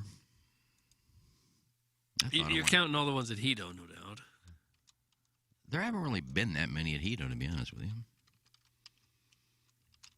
A few single ladies and a few married couples, but I haven't really. It's not like I go Married to couple Hito. in the pool, and they ask you to sit down and join them. It's not like I had for 18 years. I went there 19 if you count that one April we went. Why wouldn't we count that one? I didn't have sex every time I was there. Doug, there's a girl in the YouTube chat that I just went to. 384 people watching the presentation. Come on in. The water is warm. TMA STL. The morning after STL. Subscribe to the presentation. And she is saying, teenage boys for sure use socks. I discovered a pile under my little brother's room when my mom and I were cleaning his room up to show before a showing when it was for sale. A legit crusty pile of socks. Oh. Man, I'll be honest, that's pretty disgusting. But I remember the first time my parents found my porn stash. That was horrible. How'd that go over? And I think it would have been worse if there was a sock stash right next to it. I'm at least glad I didn't. How old were you when they discovered this? So I was still in I think I still had a twin bed. So 12, 13. Okay. Because like my bed it was like an older bed frame. It had like the drawers that came out like from each side. And who gave you this pornography? I stole it from my dad's collection. So you really didn't find yours. Your mom found your dad's that you took. But it's kind of even more awkward, you know, because my mom probably knew that was my dad's stash, and that's a hard conversation to have. Well, I would just tear pages out of the Playboy and then save them. Doug looks so disappointed. Well, I told that story already, too, that I would just tear a couple of pages out. And then we'd take them to school and show all of our friends. And then I just kept all the pages, and it got to a point where I had like 150 pages of Playboy just folded up. And I would hide them underneath this, like we had this big tool shelf. Big tool shelf. I had a shelf in the basement that had like all the tools and stuff we stuck. And underneath of it, I would shove the Playboy's pages underneath the shelf. And then when I use them, I'd pull them out and use them to shove them back under there. Well, they were there so long that when my parents passed away and we were selling the house and we went to clean out the basement, we moved the shelf and all of the Playboys were still under there. Somebody said, "What are these?" I go, "Oh my God, the Playboys are still there." It was unbelievable. Huh. Well, you really have carved a niche, girl. I'm proud of you. I don't know who we're talking about now. I think, who was that you wonder that? Maybe Ariana Marie, I think, if I had to guess, based on Jennings' reaction there. New sketches and bits, debutantes and lab tops. Thanks, that's from Beer Cats. What would you call us? It's a debutante, isn't it? Debutante. Okay, well, you know what I meant. Hey, Strode, how about a podcast? Get going, you little bitch. That's from Father Brown Eye, Doug. I would do a podcast, but it's not worth my time. Why not? What if you made a lot of money? Yeah, what if you made some cash? I said, well, Tell you want me to do one for free? Tales from Hedo. There's your podcast. Well, you got to get up and going, and then you get a nice little rev share. No, I mean, I want somebody to pay me to do a podcast, and you can just take all the money. Doug, higher upside and rev share, baby. Okay.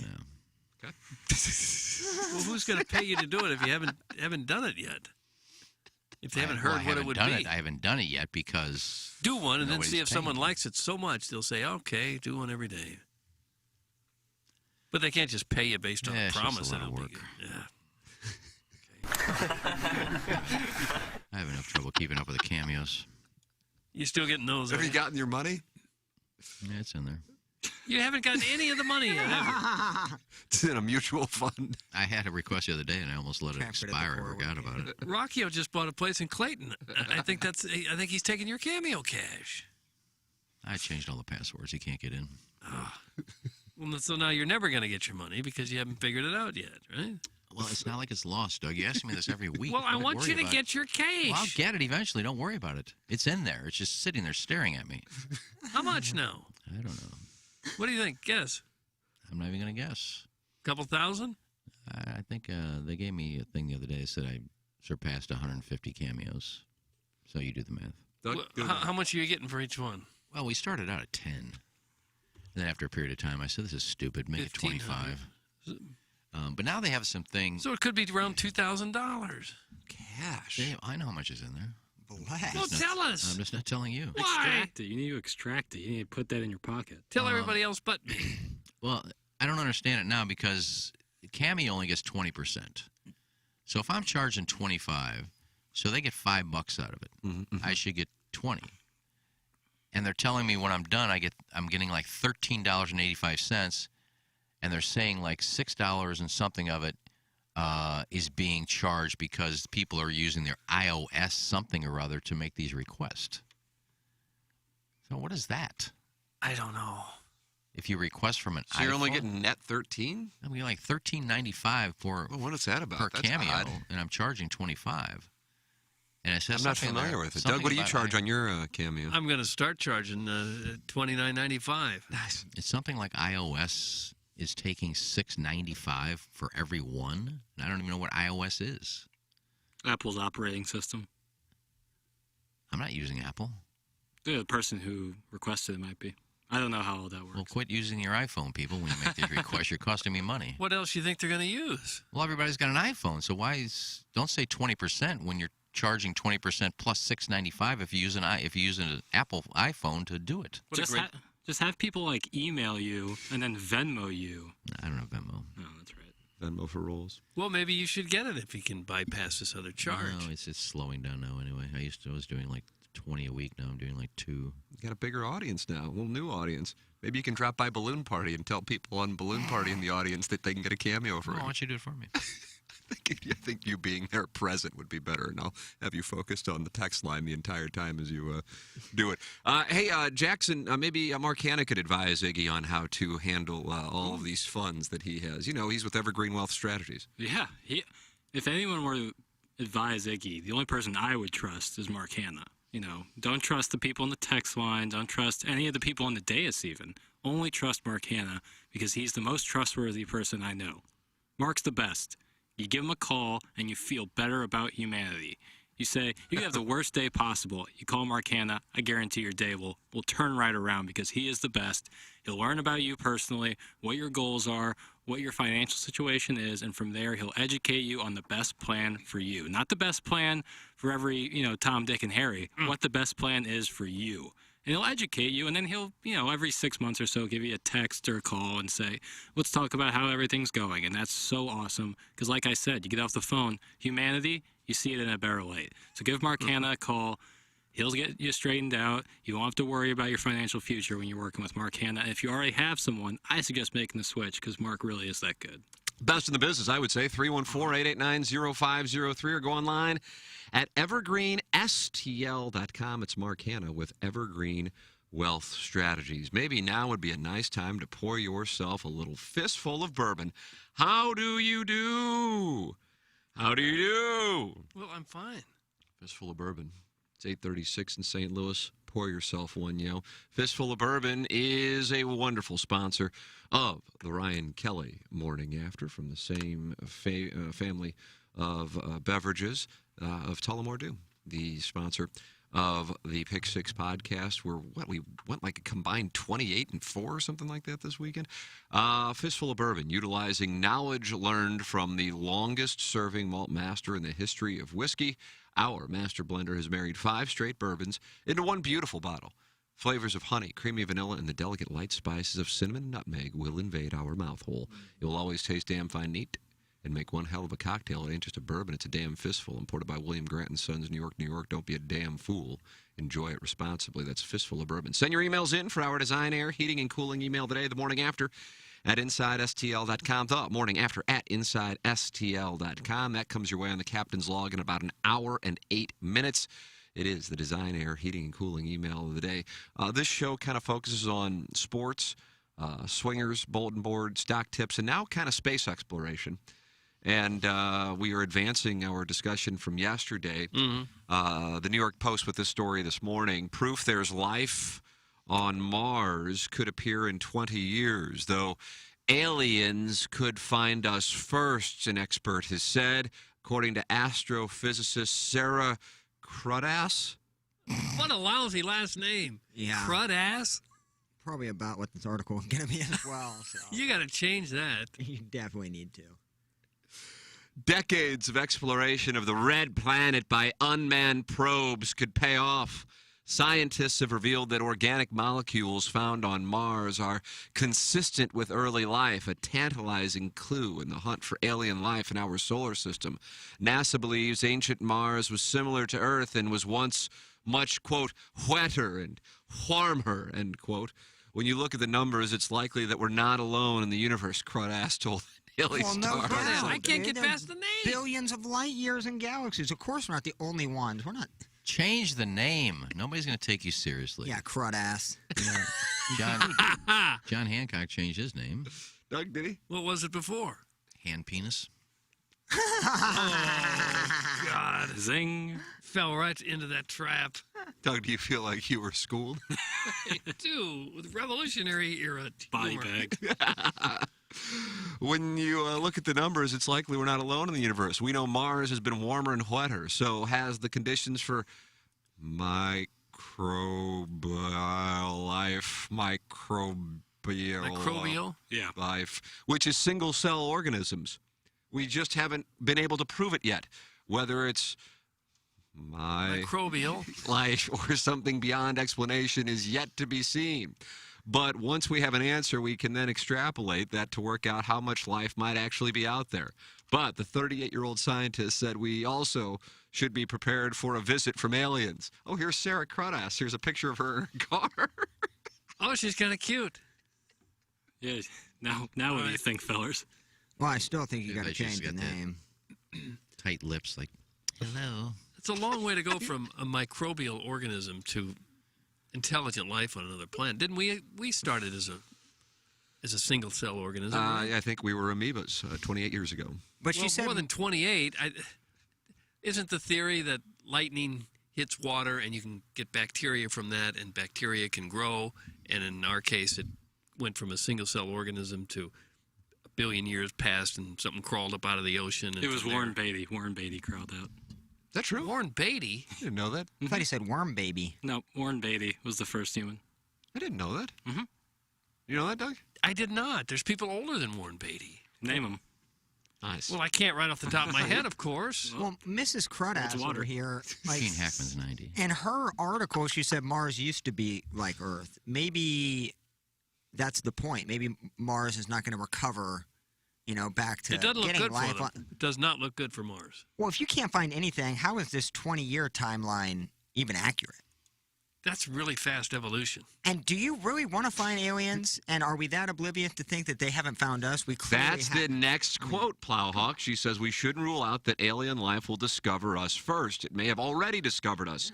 alien civilizations might be much more advanced than us, which is why it's likely they will find us before we find them. She explores unexplained sightings with actor and comedian Craig Charles on new series UFO Conspiracies, which starts on Tuesday at 9 p.m. on Sky History. A robot landed on Mars on a search for extraterrestrial life at the beginning of 2021. The U.S. Space Agency's Perseverance rover finally touched down on the red planet after an incredible 7-month journey. Jersey? Probably journey. Don't stop believing. And found nothing.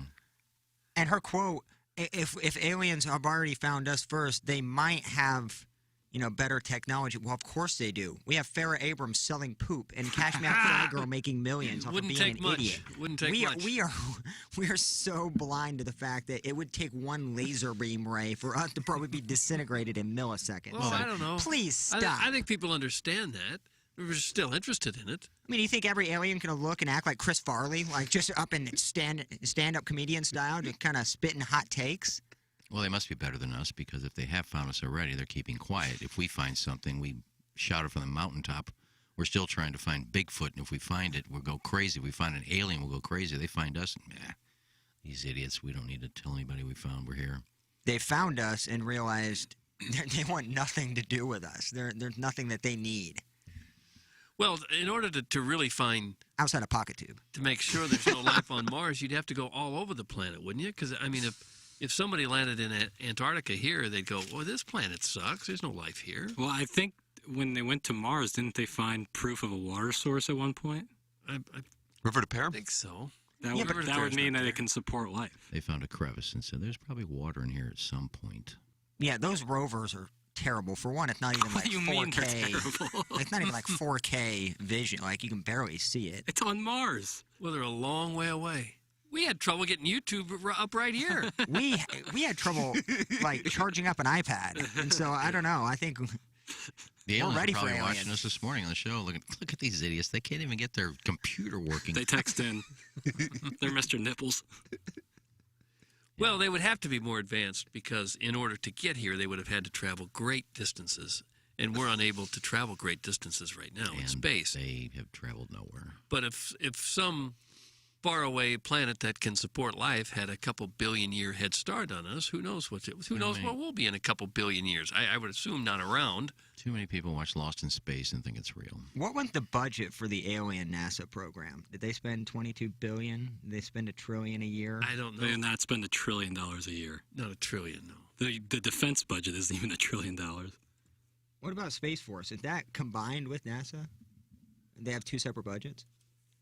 I don't know about that. I don't know. Probably so, because that's NASA, a branch of the military now. Our space exploration is a fraction of our national budget every year.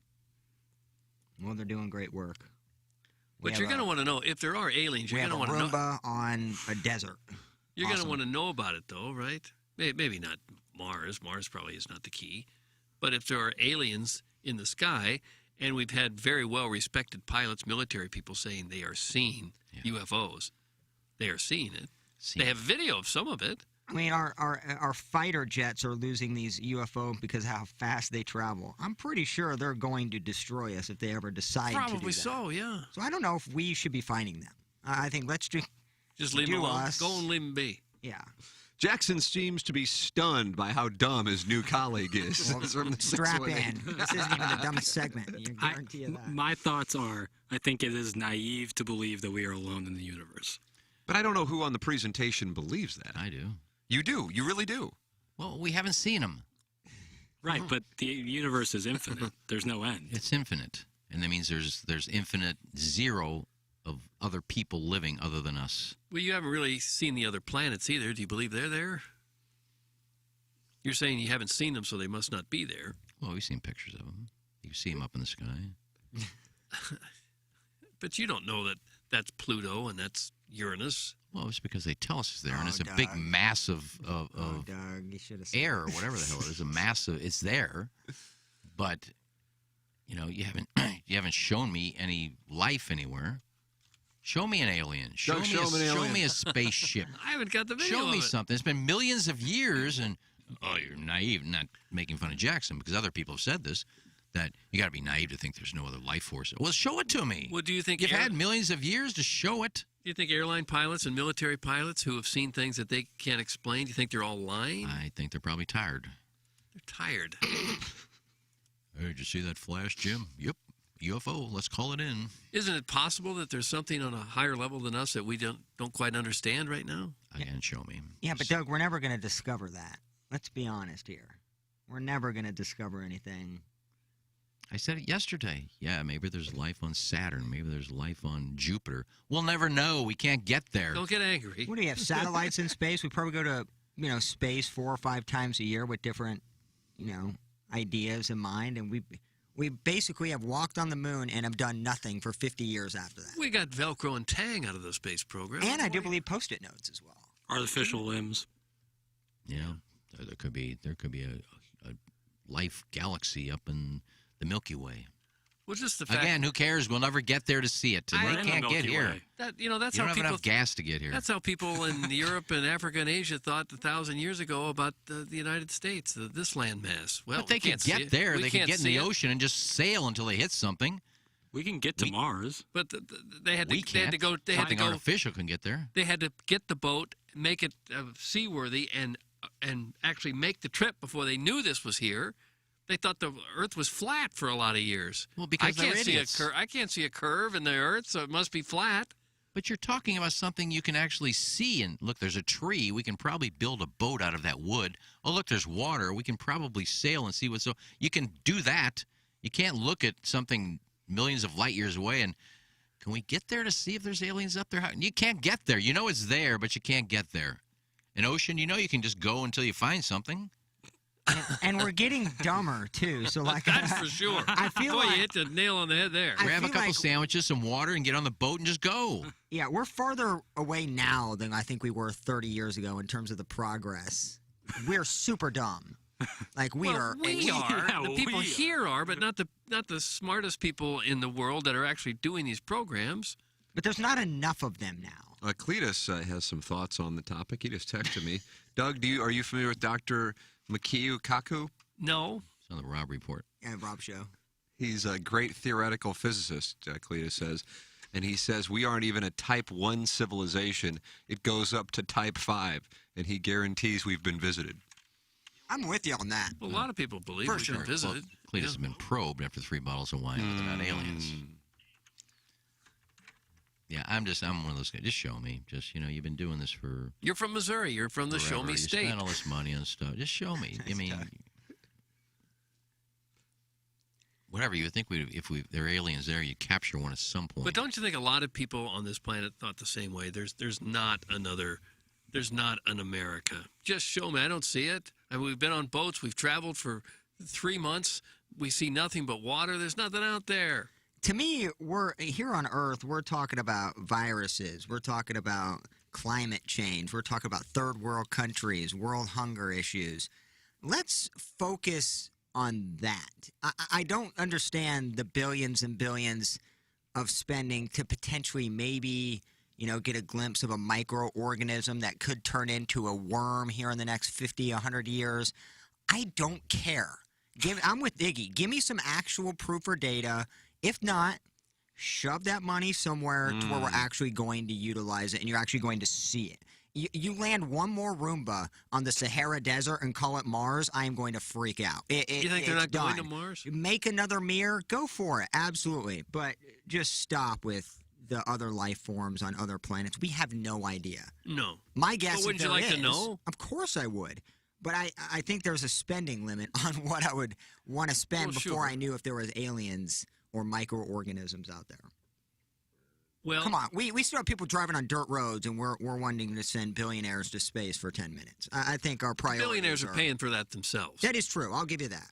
But I think it's just you can do both. Why? Oh yeah, we're doing great on climate change in a planet world hunger. with We're certainly nipping that in the bud. With more than 7 billion people on the planet, there's always going to be some who can't quite hack it. There's always going to be some. You're never going to reach a dollar figure where you say, if we just throw this money at all this, life will be perfect. It's never going to happen. Mike Lee has some thoughts on it. Doug, he is finally. Good morning, Mike. Hello, Mike. Mike. There we go. Yes, hello, Mike. Hey. Yeah. Oh, hi, Mike.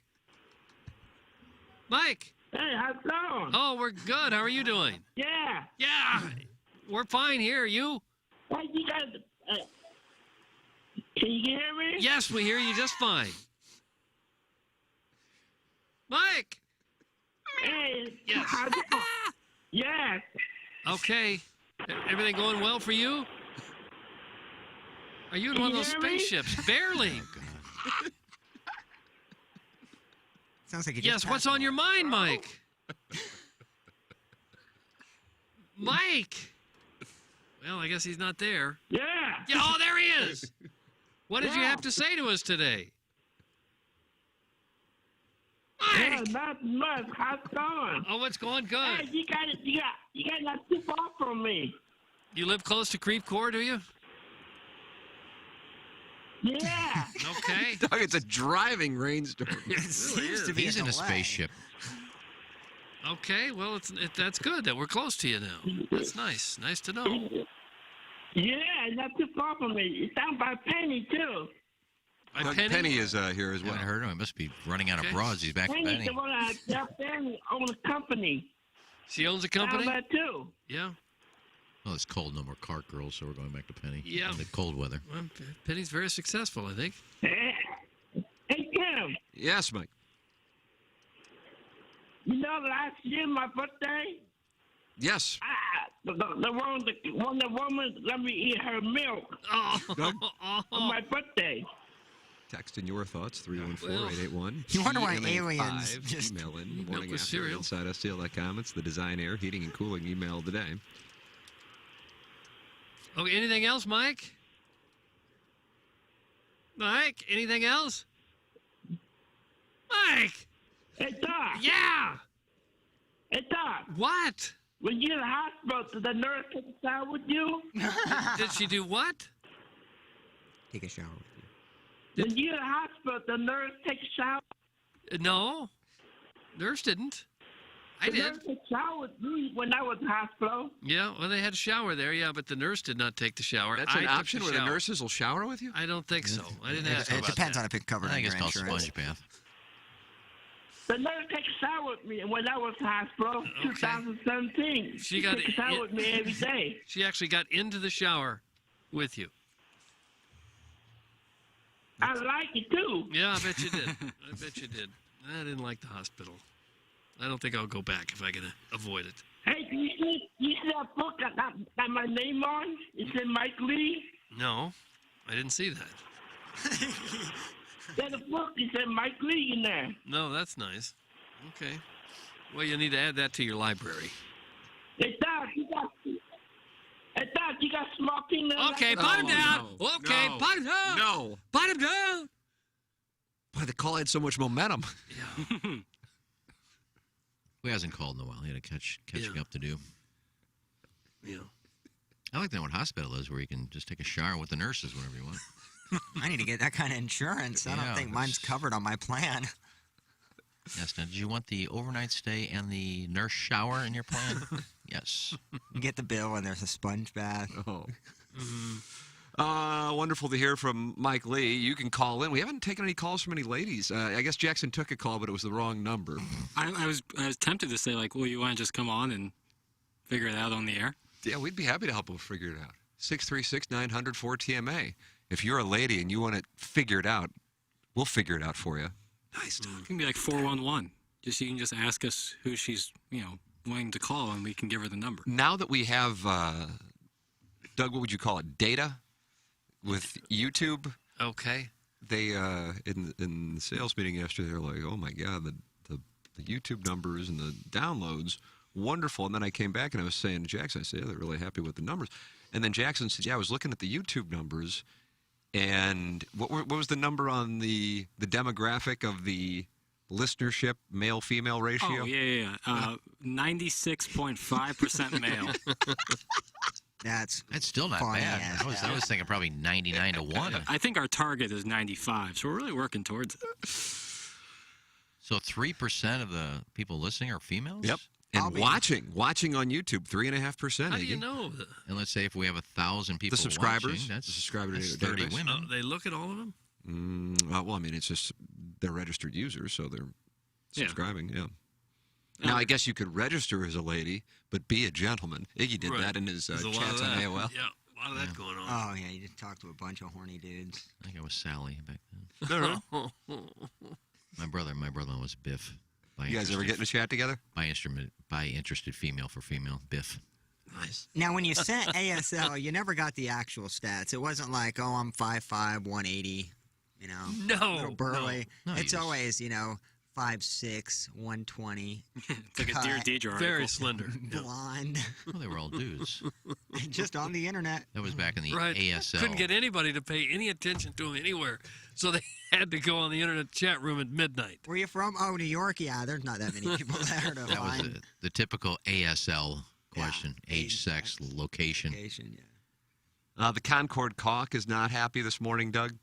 Mike isn't the first caller that can't hear you guys. The production staff needs to call someone who knows what they're doing. That's from the Concord Caulk. Here. Well, maybe you get the crap out of your ears and get a phone that you can actually hear us on. Yeah, I'm not a big fan of Concord. Is that right? Concord Village? What's wrong with it? Well, I meant him. I didn't meant the Concord Village. I've never been there. To him. Okay. You've Bye. never been there? Like Ronnie's Theater or I mean, Lindbergh what High do School? you want me to do? I've been on radio for 5 days, bro. I mean, I took a year and a half off. Well, you were furloughed. You're doing nothing. Oh, wrong. yeah. It's a good furlough. You're doing nothing wrong. Just the bisexual female called in. She had no problem hearing us. Yep. Ryan Kelly had no problem hearing us. I don't think he wanted to hear us talking about Ed Powers. I couldn't tell if Mike Lee could hear us, ignoring us, or there was a delay. So that one is up in the air in terms of I didn't know if Mike could hear us or Yeah. not. Well, why must he always go dirty right there at the end of the calls? It's kind of a go-to. It's disappointing that he has to be potted down. Guys, relax. That 5% of female listenership is just the one married chick who took down some of Ken's knuckle children and promptly threw up in his sink. That's from Carlos Spicy Wiener. Yeah, It's so vivid. that's how Mike got birthday milk too. I think. Oh, God, man. Vivid. Very vivid. Let's see, guys. Iggy has a crud-ass polo on. I like the polo, honestly. I would zip it down a little more if I could be perfectly honest, but it is cold in here. Well, it's not a zip down; it's a zip up. It's like a turtleneck. It's supposed to be. It covers your neck and stays warm. And Lose a lot of heat in the What, neck. you want me to be a Hoosier? Okay, that is. Now, don't slump your shoulders like that. Dude. It's not how it's supposed to be. I'll wear some gold chains down there and just. Well, I have a quarter zip, but I don't take it all the way up to the neck. I got one on too, don't Well, I? that's you. The 3.5% females is most likely millennial boys using their mom's Gmail account. Thanks. That's the 618. Or guys who are gender fluid. The versatility of the show is unparalleled. You just gracefully pivoted from space exploration with astrologer Strode and astrologer Atkins right into a grainy call about showering with nurses. Hats off. That's from Little Tommy Tribbins. He's a kid who lives in the neighborhood right across You the get street. it all here. We're the Swiss Army knife of radio shows. I want to open a bar or a deli or a restaurant and just call it Little Tommy Tribbins. I am a big fan of Little Tommy Tribbins. Hey, Stratum Structural Systems is known for their integrity and authority with over 5 decades of combined structural experience in basement waterproofing and foundation repair. They saved the day for our basement a couple of years ago, and they can do the same thing for you. Think local, think Stratum. They're a local company with locations in Chesterfield, Missouri, and Columbia, Illinois. Go online at stratumrepair.com or call 314-620-8153. It's Stratum Structural Systems with hundreds of reviews with a 5-star rating on Google, Home Advisor, Angie's List, Facebook, and the Better Business Bureau. They are Better Business Bureau accredited with an A-plus rating with 0 customer complaints. No other major foundation repair company in St. Louis can say that. It's Stratum Structural Systems, waterproofing and foundation repair. Think local, think Stratum. 314-620-8153. When you call, let them know you are a Ryan Kelly Morning After listener, and you get $100 off your repair project. Subscribe to the YouTube channel. You can be one of the 3.5% of women watching right now. It is the Morning After on YouTube. YouTube.com/TMA STL. Search for the Morning After STL there. You can listen on TMASTL.com. And, of course, 1057 HD2. The Plant. Send your emails in for the Design, Air, Heating, and Cooling email today. It comes up on the Captain's Log in about 44 minutes. The Morning After at InsideSTL.com. That comes your way shortly. This is the Ryan Kelly Morning After on 1057 HD2 The Plant, TMASTL.com, and YouTube.com/TMASTL. KPNT FM HD2, Collinsville, St. Louis. Your home for the morning after and TMA all day. Stream us live at youtube.com/TMASTL and at TMASTL.com. Hi, I'm Ryan Kelly with thehomeloanexpert.com. If you thought the real estate market was hot last year, just wait. It's only January, and we are pre-approving record numbers of borrowers looking to buy a home. The competition is going to be fierce, and if you're even considering, even thinking about buying a home this year, let's talk. Let's get you pre-approved today. The 5-minute loan approval, only available at thehomeloanexpert.com. The Home Loan Expert LLC, NMLS number 1326240. And so I played CYO, which is like CYC basketball around here. Yeah, I was one of two people cut from 7th grade basketball. Why? I thought you were lighting up Livingston. Well, that was summer league, and lighting it up, we lost by 40. But Still, you had 25. things on it, happened. There was a lot more political. Like I said, you buy the warm-up jerseys, you get the start. So it's not like I had. Mace Dog? No, it's not like I had a name brand, as far as. And you weren't known as this guy who's on marijuana all the time, were you? Not at that time, no. I was hopped up on sugar and. Skinny as a rail. Kind of had some gay tendencies there with the long bus rides there. So. What does bus rides have to do with being gay?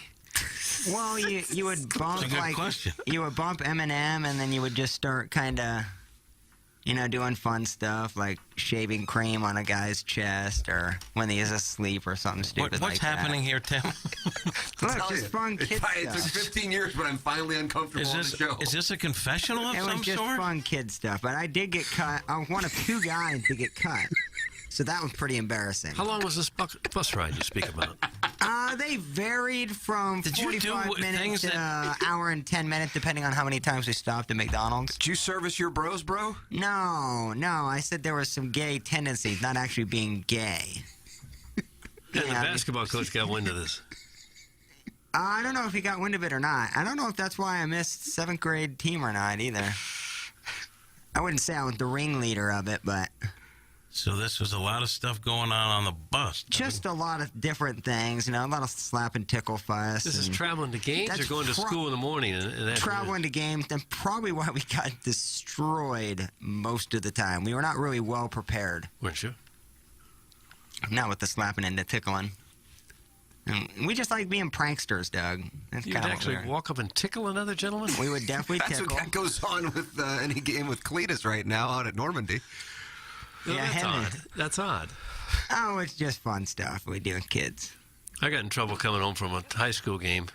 We were playing catch, throwing the baseball back and forth on the bus. And somebody, I forget who I was playing with, opened the window, and I threw the ball right out the window onto Highway 40. Nice. And the coach got wind of that. He wasn't real happy with me. Yeah, we were on a bus to go see our 8th grade girls' state semifinal game, I think, in like Decatur.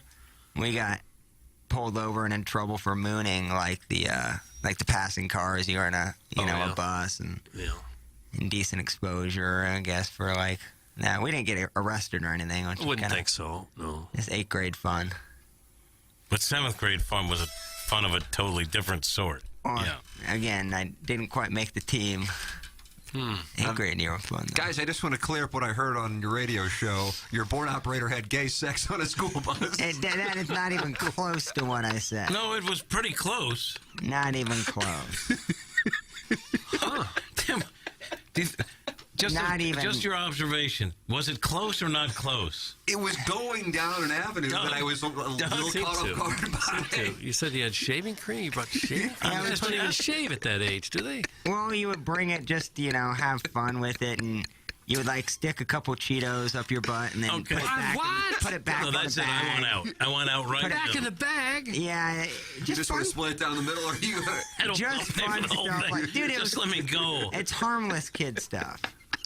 Until somebody shows up with Is that hepatitis. true? Are you making that up? That is not made up. We didn't Okay, stick it see, in that's our the butt. part It was that you like- didn't want to.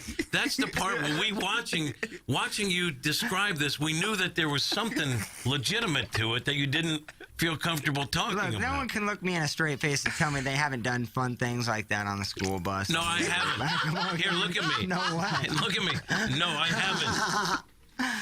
Guys, to be clear, that sounds like the plowboy was the bus bitch for the real athletes in middle school. Thanks. That's Timmy Tom Tom. We are all friends. There's no... The audience is stunned in the text inbox. The dais is stunned. No one should be stunned. Everyone has fun. Doug just told this personal story where he accidentally threw a ball out the window. Right on Are Highway you 40. comparing that to your story? What about McKnight? It was right on Highway 40 I'm and McKnight. definitely not comparing Doug's story. Doug's was a great story. It wasn't that great a story. I was just confessing that was the time I got in kind of trouble in high school. Guys, it's hard to believe the guy who gets back rubs by his cousin during video game sessions and mouth kisses elderly men in soiled girdles on golf courses wouldn't give in to the politically motivated gay bus rides during 7th grade basketball games in big-time Canton, Illinois. I can't believe I have to repeat this. There was no gay sex that happened. I said tendencies. What is the difference, Doug? Guys, plowboy has a whole new meaning now. And is he eating edibles today or what? That's from the 314. No, literally, I thought a lot of this happened because you would hear, things from Farmington and Pekin and Morton and Metamora. Yeah, of course. That was going on. These are other small towns around Kent. Surrounding area that we would play. And that stuff happened all the time, so I just assumed that it was... Well, the coach was on the bus with you, right? Well, he was in the front seat. Did he never look back and see what was going on with these Cheetos? I don't know if we openly said, oh, he got a Cheeto in his butt or something. I don't think that ever happened or it was ever said. So he kind of... So to be clear, you would take a Cheeto and stick it in one of your teammates' asses? No. They were sticking it in yours? No, nobody was helping stick anything anywhere. That was... You did that on your own, and you wouldn't stick it in there. You would just get it around. You get your cheek around there to get the, whatever, and then you stick it back. Seriously. You stick it back in the bag, and that's fun. Dude, it goes back into the bag. It's just it's just pranks. everywhere. All right, this probably should be our last show. This is it? Pete, that's fine. Do something. We'll do a swoop. You have a best of ready to go? Don't you know the coaches, the guys that have been coaches for years have a lot of stories they could tell about the goofy stuff their kids have done on buses? And You think any of Plowsy's coaches, if they knew this, that would be at the top of their I don't know. funny story If they ever list? find out, probably later. The kids probably, 15 years later, they come back and tell the coach what they did. I don't know if he told the coach. Well, I don't think he would care. But you said that might have factored into you being cut. Well, he wouldn't want to know, I would assume. What do you mean? I thought you said that may have factored in, your tendencies may have factored into you being cut. No, that's so why that means someone knew That's about why I it. had so much fun my 8th grade year. Because I missed out on the 7th grade fun. Those 7th and 8th graders, those are about the most obnoxious years of a human being's life. Yes, to where you look back and go, what the hell? Those are Some tough. of the things he said, yeah. Those are tough kids in school to teach and get to sit down and shut up and corral. That's a tough year. Two years in a row right there. 56th really birthday, bad. that's the most obnoxious year. No, it's right there. 13, 14. Those are rugged years.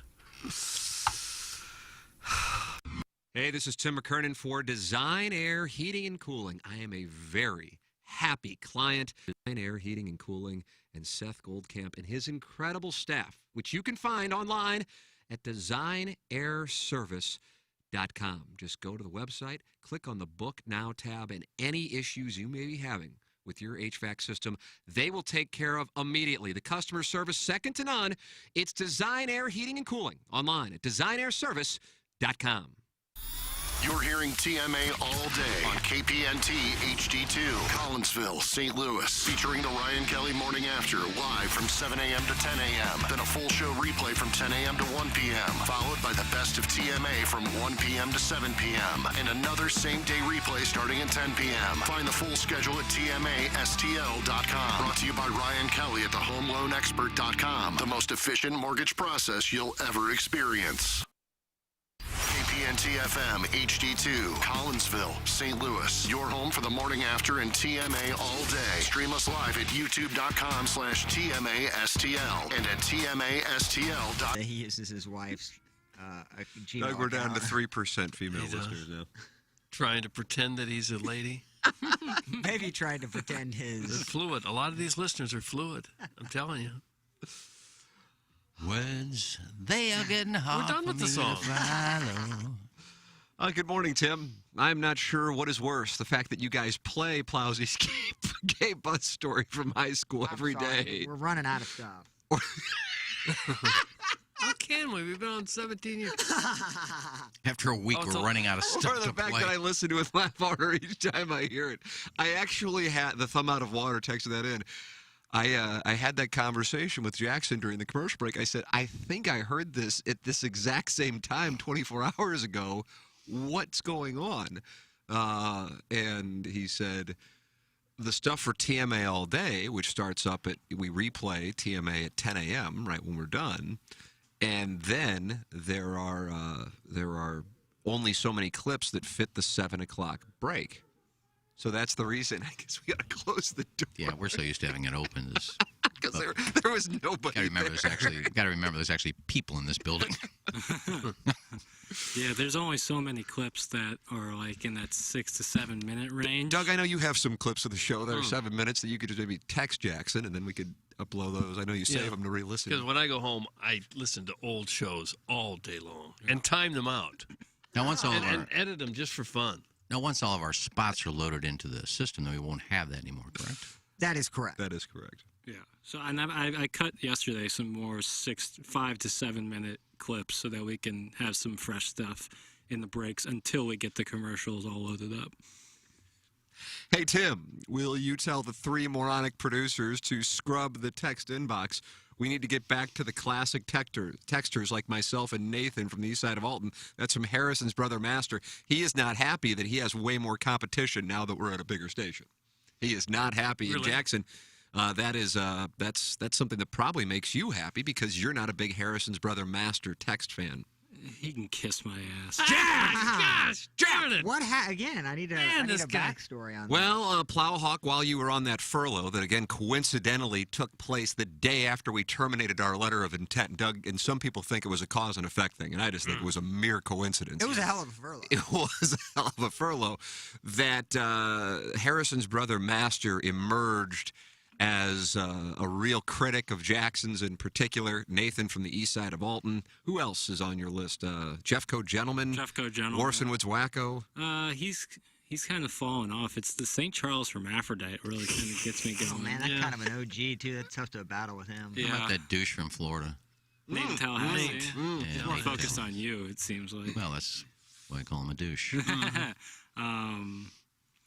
Nathan from the east side of Alton, at least, is kind of funny. The other ones are just weak sauce. Yeah, Nate in Tallahassee, the fact he thinks Tallahassee is a fun city is kind of funny because it's really the trailer park of the state, right? Oh, is it really? Yeah, I think Sop Choppy is the trailer park in Florida. My niece may be going there. She's thinking about going to Florida State.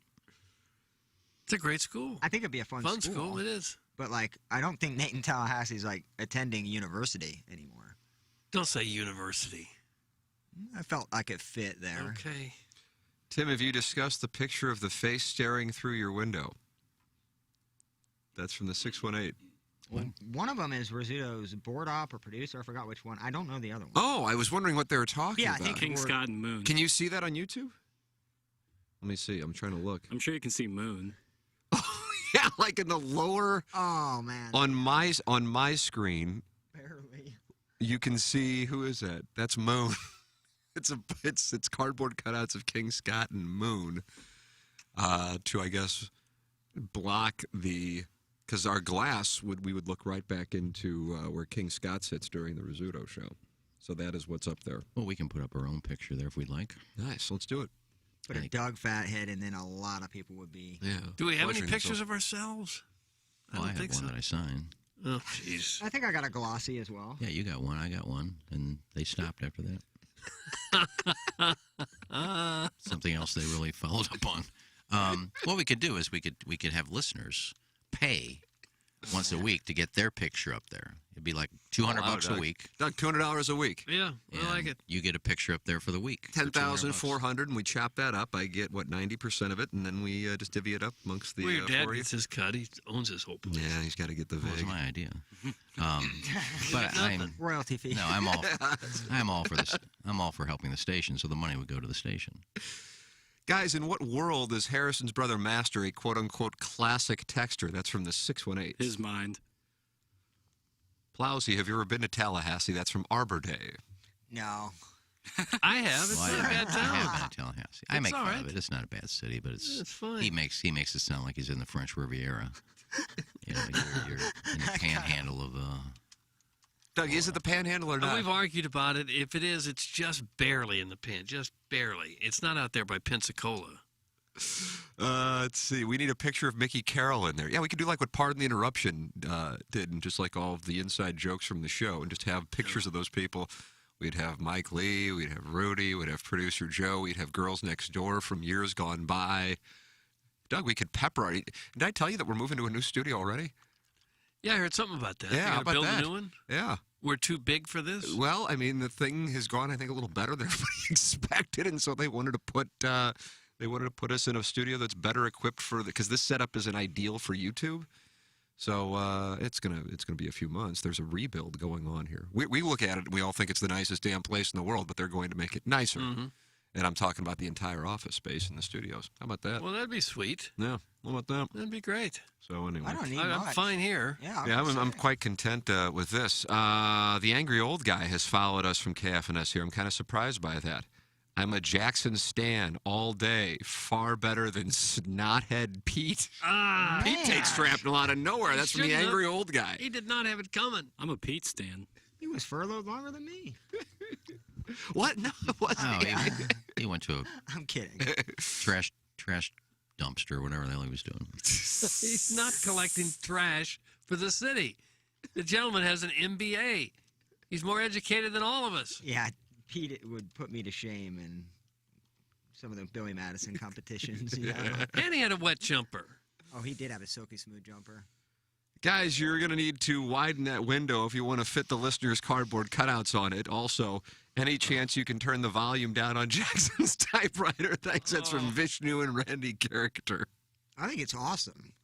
The typing? I think it's kind of perfect. It just gives it the whole feel of a newsroom. There's some energy happening when news is breaking. And Jeff Daniels. Yeah, and I love when we're in a nice segment. We're talking about, dillies or something ridiculous, and you really hear Rat-a-tat-tat Jackson on the really keyboard. doing work on that yeah. keyboard. It's a loud keyboard, I'll be honest with you.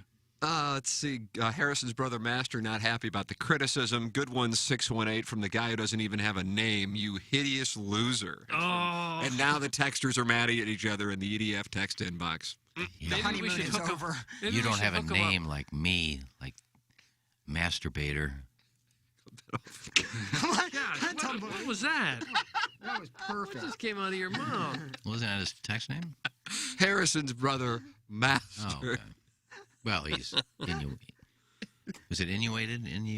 Insinuated. Insinuated? Okay, let's turn from a drop to a clip real quick. It's amazing I'll that a stop 2-second there clip. then. What he's insinuating that it's masturbator.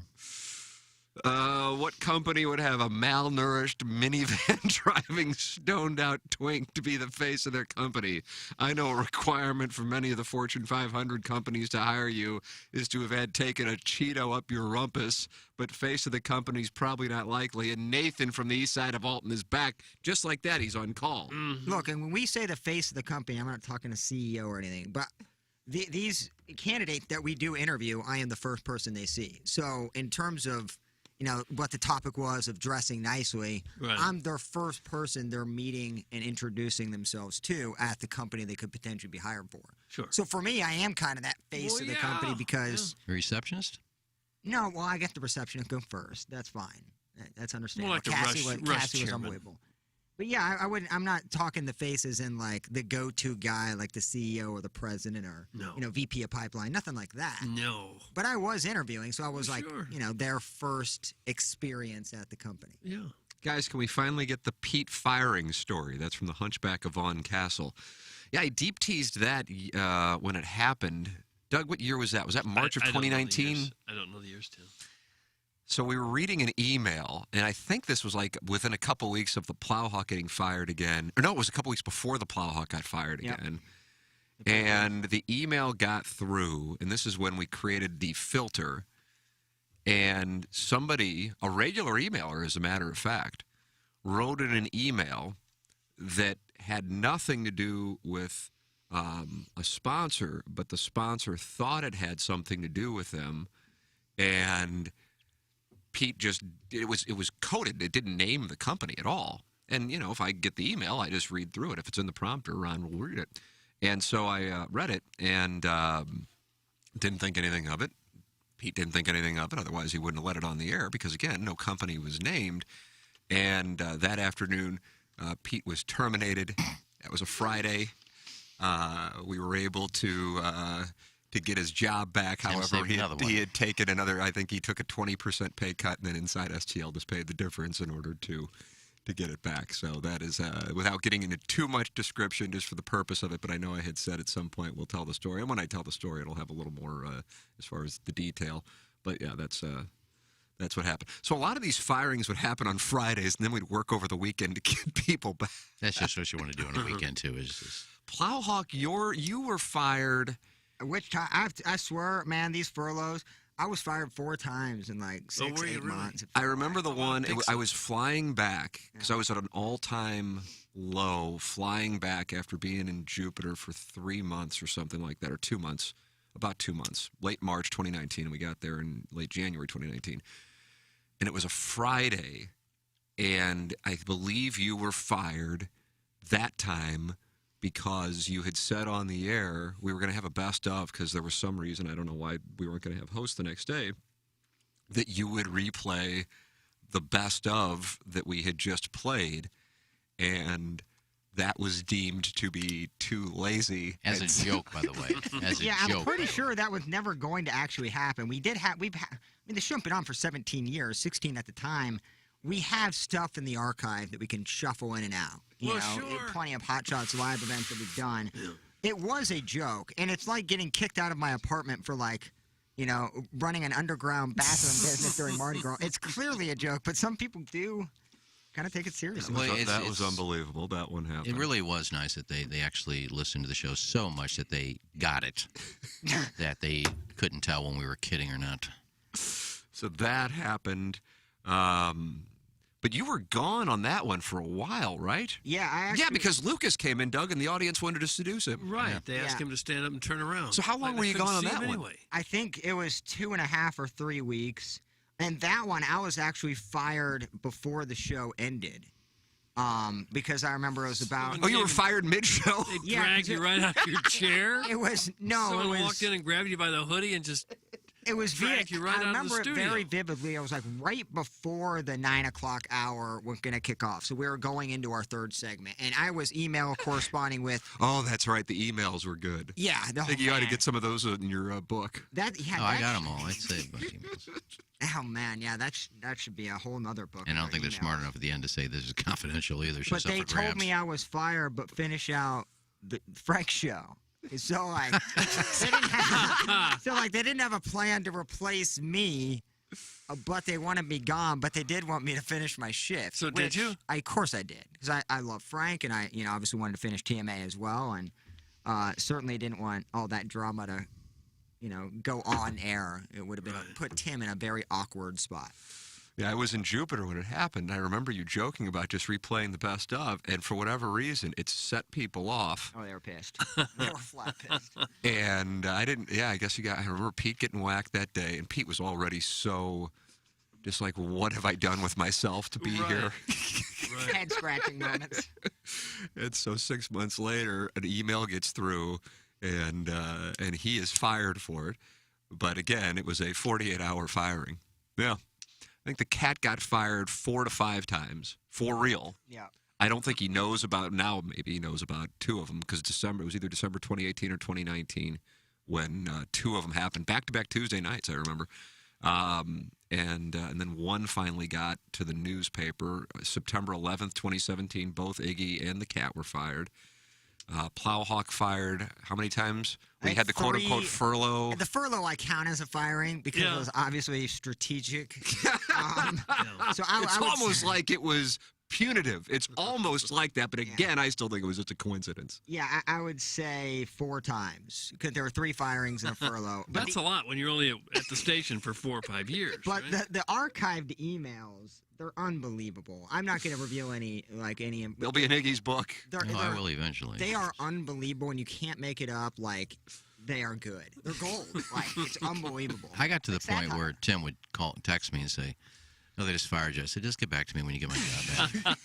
Stop bothering me with this. Just, when you get my job back, let me know. That's why I just let Lucas run the board. I went and worked at a restaurant for a little bit and kind of just waited it out, and then got the call. I was like, all right, cool.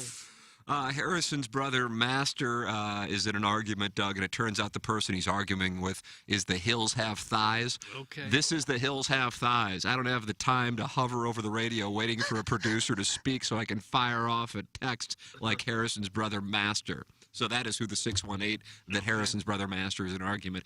And Mr. Licks is in an argument with the Warson Woods Wacko. It's unfortunate that people are not getting along, Doug, in the EDF text inbox. Well, I hope they can settle their differences. 'Cause this is important stuff. I think my favorite part of all of this is you have listeners arguing with each other on a morning show's text line about who has more of a life than the other. I love them all, but I find that to be very ironic and kind of funny. I have a life. Well, you're kind of texting it at 9:30 in the morning to a radio If you really show. had a life, you wouldn't know any of this was going on. Doug, David Pollack was appearing yesterday on a presentation in advance of the Georgia-Alabama game. Okay. And did he talk about anal? Is that what happened here? What do we have going on here? I'm excited because I haven't heard this clip. Jackson cut it this morning. And I'm a big David Pollack guy. Oh, are you really? But apparently it's booty holes or something like that. Doug? So What? I don't know what we have here. What? Which is really exciting and nerve-wracking at the same time. Is the Arizona outfielder? No. No. He played for Georgia. Played for Now he's- Georgia, now he's All-American, had a college neck football. injury with the Yeah. Bengals, ruined his career. Great analyst. Are we playing it? Yes, sir. Okay. But Kirby had a big part of it the might not matter success. to players, like right then, but the coaches, them booty holes are tight. yeah, that's and just- also, them booties, yeah. like, He let us see those guys. hey, let's take Let's a take a look. You're around the coaches at practice, like, whew. Well, I mean, you can feel it. It's palpable. You're like, man, it's that week. palpable. It's yeah. Booty Like, hole's palpable. Here is the run of Alabama national titles. Did he get in some kind of trouble for that? I doubt it. Can you say booty holes when you're doing sports on Cameo? Well, you try to stay away from the word hole. What station was that? ESPN. Oh, I'm sure they'll send a memo out. Yeah. A little raw, maybe. I mean, because he had that ready, so he obviously thought about that before, so I would assume he thought about the consequences. It did appear that Stetson Bennett did have a tightness at the start of the contest. Right. He juked so hard he fumbled the ball, and he's so damn lucky he just bounced right Boy, back I'm up to telling it. you, man. Oh man, Looking that at was 10-0 possibly in the first few minutes. yeah. He juked so hard and so like uncoordinated that the ball flew out of his hands. What is this Kirk Herbstreit on Kirby Smart thing, Jackson? Oh, it's just Herbstreit after the game talking about the leadership of Georgia. It's not real. That sounds more balloon party that's than balloon party. TMA. It's like a Balloon party legitimate worthy. soundbite. Yeah, keep your folders separate. It was just in case that we got into like a legit discussion about the Bulldogs and the Okay. Crimson Tide, and You that was just- a nice little piece of audio. Just All right, being prepared. I'll take a listen, Doug. We'll see. We'll see what Jackson's got Okay, up it his better be sleeve here. good at this point. It's not titillating. You've sold it a lot. It better be good. Hit the lever, Plowsy. Never.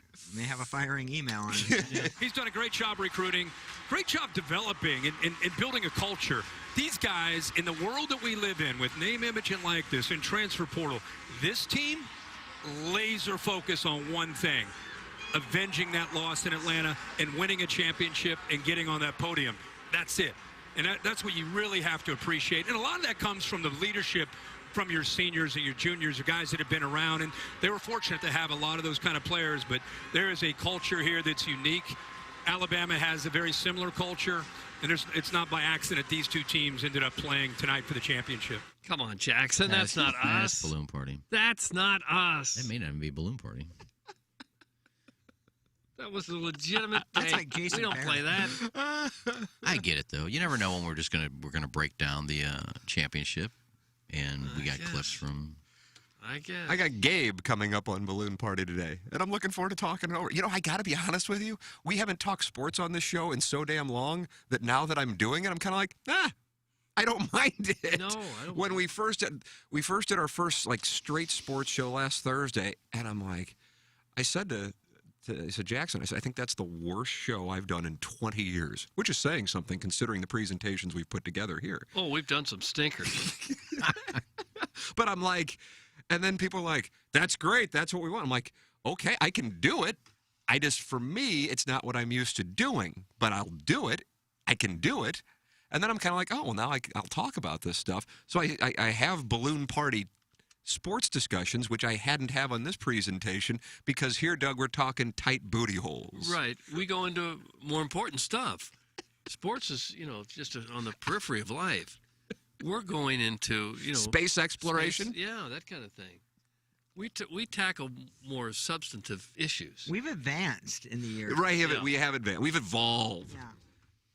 Look, I can talk sports. Why did you come in for the Gabe? I just don't want to. Man, like Gabe. when, I used to be able to just walk 50 feet when you talk sports. I go smoke. Now I got to go downstairs. So I just stay in here. But well, how do you know when you're leaving how long the sports discussion is going to last? Got a pretty good idea. He's got a good idea. Yeah, if we're talking breaking down Mizzou or something, I know I got at least 5 or 6 drags. The AP Top 25 has been released this morning, Doug. Didn't even know that they did this. This final year? I mean, the final? The final one, I guess. No, I didn't know they did that anymore. I didn't. They're just trying to stay relevant. I guess that's what's going on here. Doug, who do you think finished number 1? I would guess Georgia. That's correct. They got all the votes. Who do you think finished second? I would guess Alabama. Who do you think finished third? Michigan. That's correct. Have you seen this poll? I haven't seen it. No. Who do you think finished fourth? Cincinnati. Yes. Okay. I bet you will not get fifth. Can I have the initials, please? B. Baylor. That's correct. Is it? Okay. Number 6. Initials? O.S. Ohio State. Yes. Okay. Number 7. Initial? O.S. Oklahoma State? Yes. Oh, goodness. Number 8 is N.D. Notre Dame? Oh, my God. And Number 9 hard. is M.S. M.S. Michigan State? Mississippi State. Mississippi State? No, Michigan State. Doug's Michigan right. State. No, Mississippi you should State let me, lost to let me Texas screw Tech. up there. And then number 10, OU.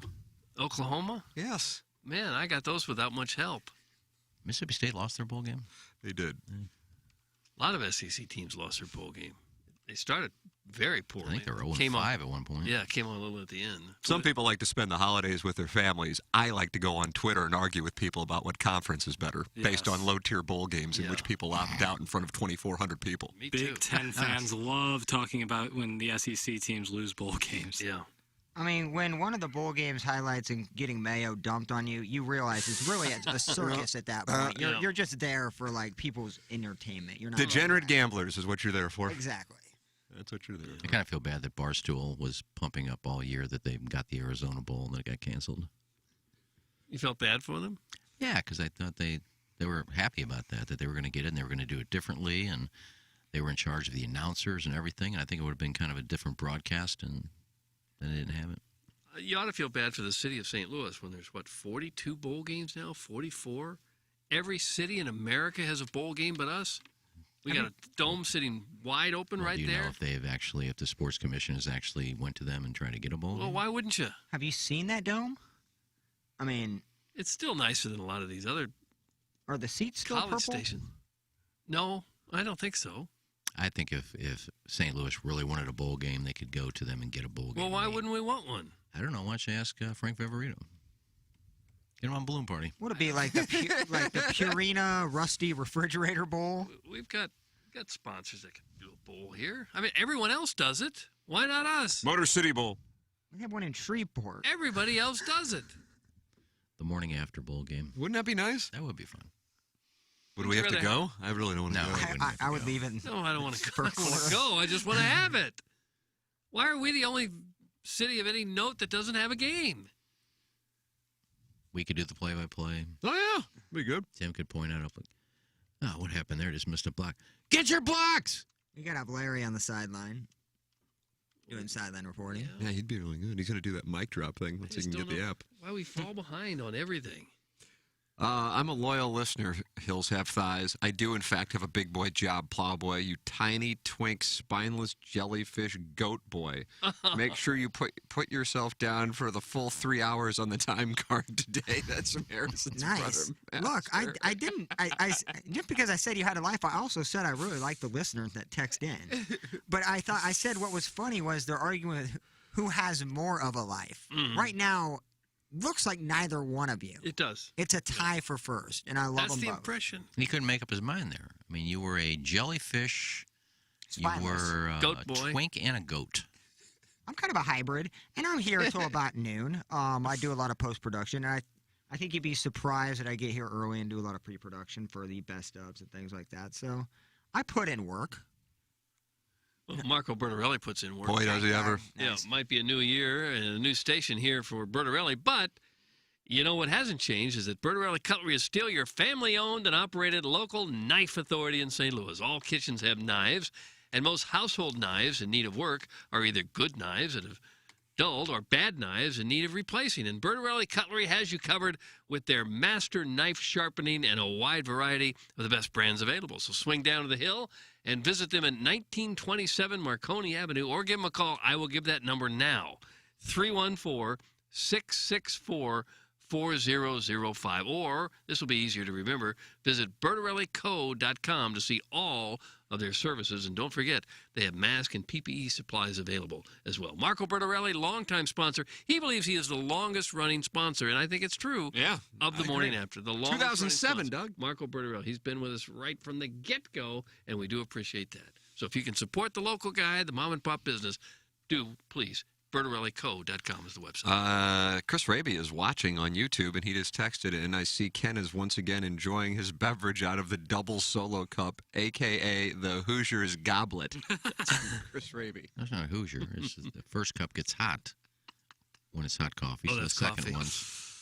And that's called the Hoosiers goblet, Doug? Well, that's what he called it. I like it a lot. I call it just protecting my hands. The Hoosiers goblet. 5 minutes away from the Design Air Heating and Cooling email of the day, the morning after at InsideSTL.com. The morning after at InsideSTL.com. Send yours in, and we will have that coming up here on the Design Air Heating and Cooling email of the day.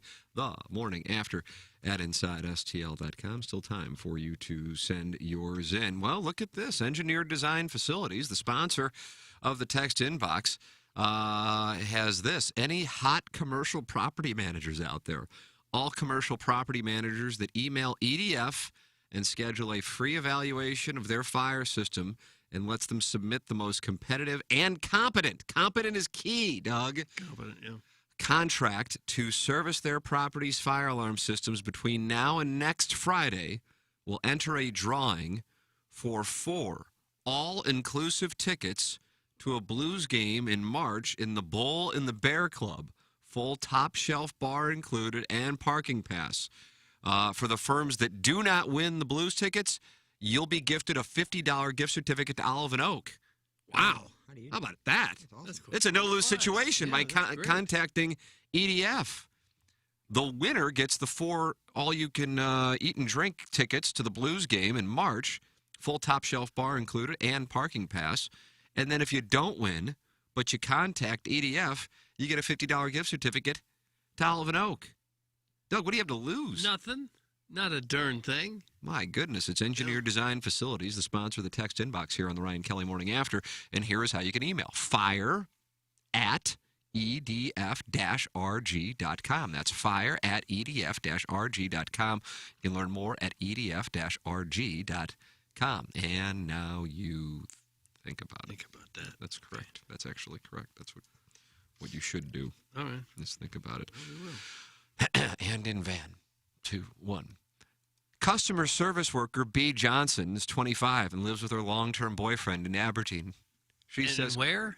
Aberdeen? That's correct. Isn't that a retirement home in Kirkwood? She's getting an early Aberdeen? jump on it.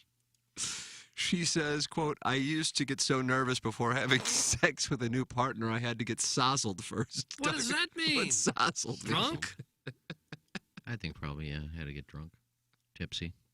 Sozzled. It became a bad habit I couldn't shake, even when I got into a relationship with my boyfriend. I decided I needed to change after a few drunken mishaps in the bedroom. One time I fell off the bed, met sex, and really hurt my arm. Another time on a romantic weekend, I was trying to be sexy in the hotel room, strutting around in my new undies when I tripped over and banged my head. Oh. It was the wake-up call I needed to find out why I use booze as a crutch to have sex. It all came down to my insecurities and worries, so I worked on building my confidence out of the bedroom. It worked, and for the past few months, I've been having the best sex of my life, and I'm sober. I'd never go back. I've had multiple orgasms that are longer and more intense, and the best part is I can remember them. There's the article. Got the end of the story. That's it. We had to get that in. So an alcoholic Jackson sent decided that to to you? get clean. That was a link. Where was it? Where was the story? What's the news source there? Sun.co.uk.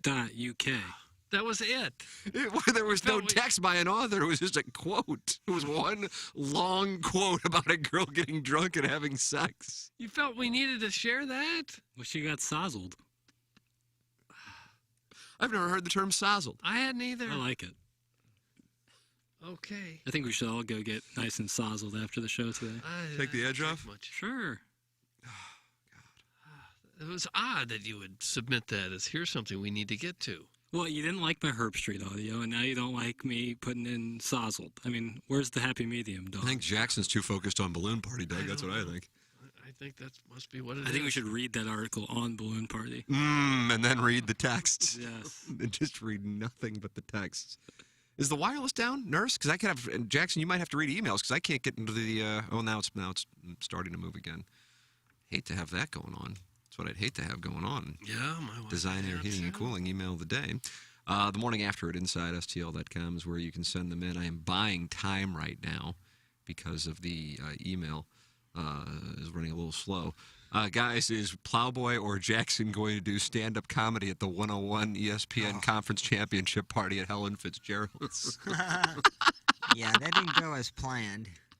Get this lesbian Get off. this lesbian off the stage. I think I got a little bit more cachet and name Yeah, you got more name value now. recognition now. Has anyone ever said anything more hurtful to you than get this lesbian off the stage?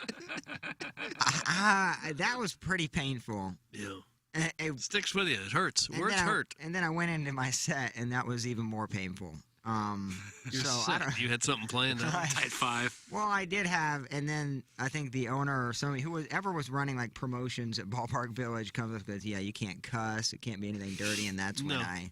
You were like, going to cuss up there? I'm gonna have some dirty content, absolutely. Didn't you call everyone a twink who was sitting there? It was before I knew what it meant. I thought it was just a standard So greeting. Ballpark Village shut you down as well. You were censored. Look, it would have been terrible regardless of what content I could or couldn't have, brought up to the stage. Just the lesbian remark had to be hurtful. Luckily for me, Larry was wasted. Made a heel turn, Doug, right in the middle of the Ravens game. Take some of the heat off you. You imagine getting the lesbian twink off stage to bring in the drunk wrestling correspondent. What a great night.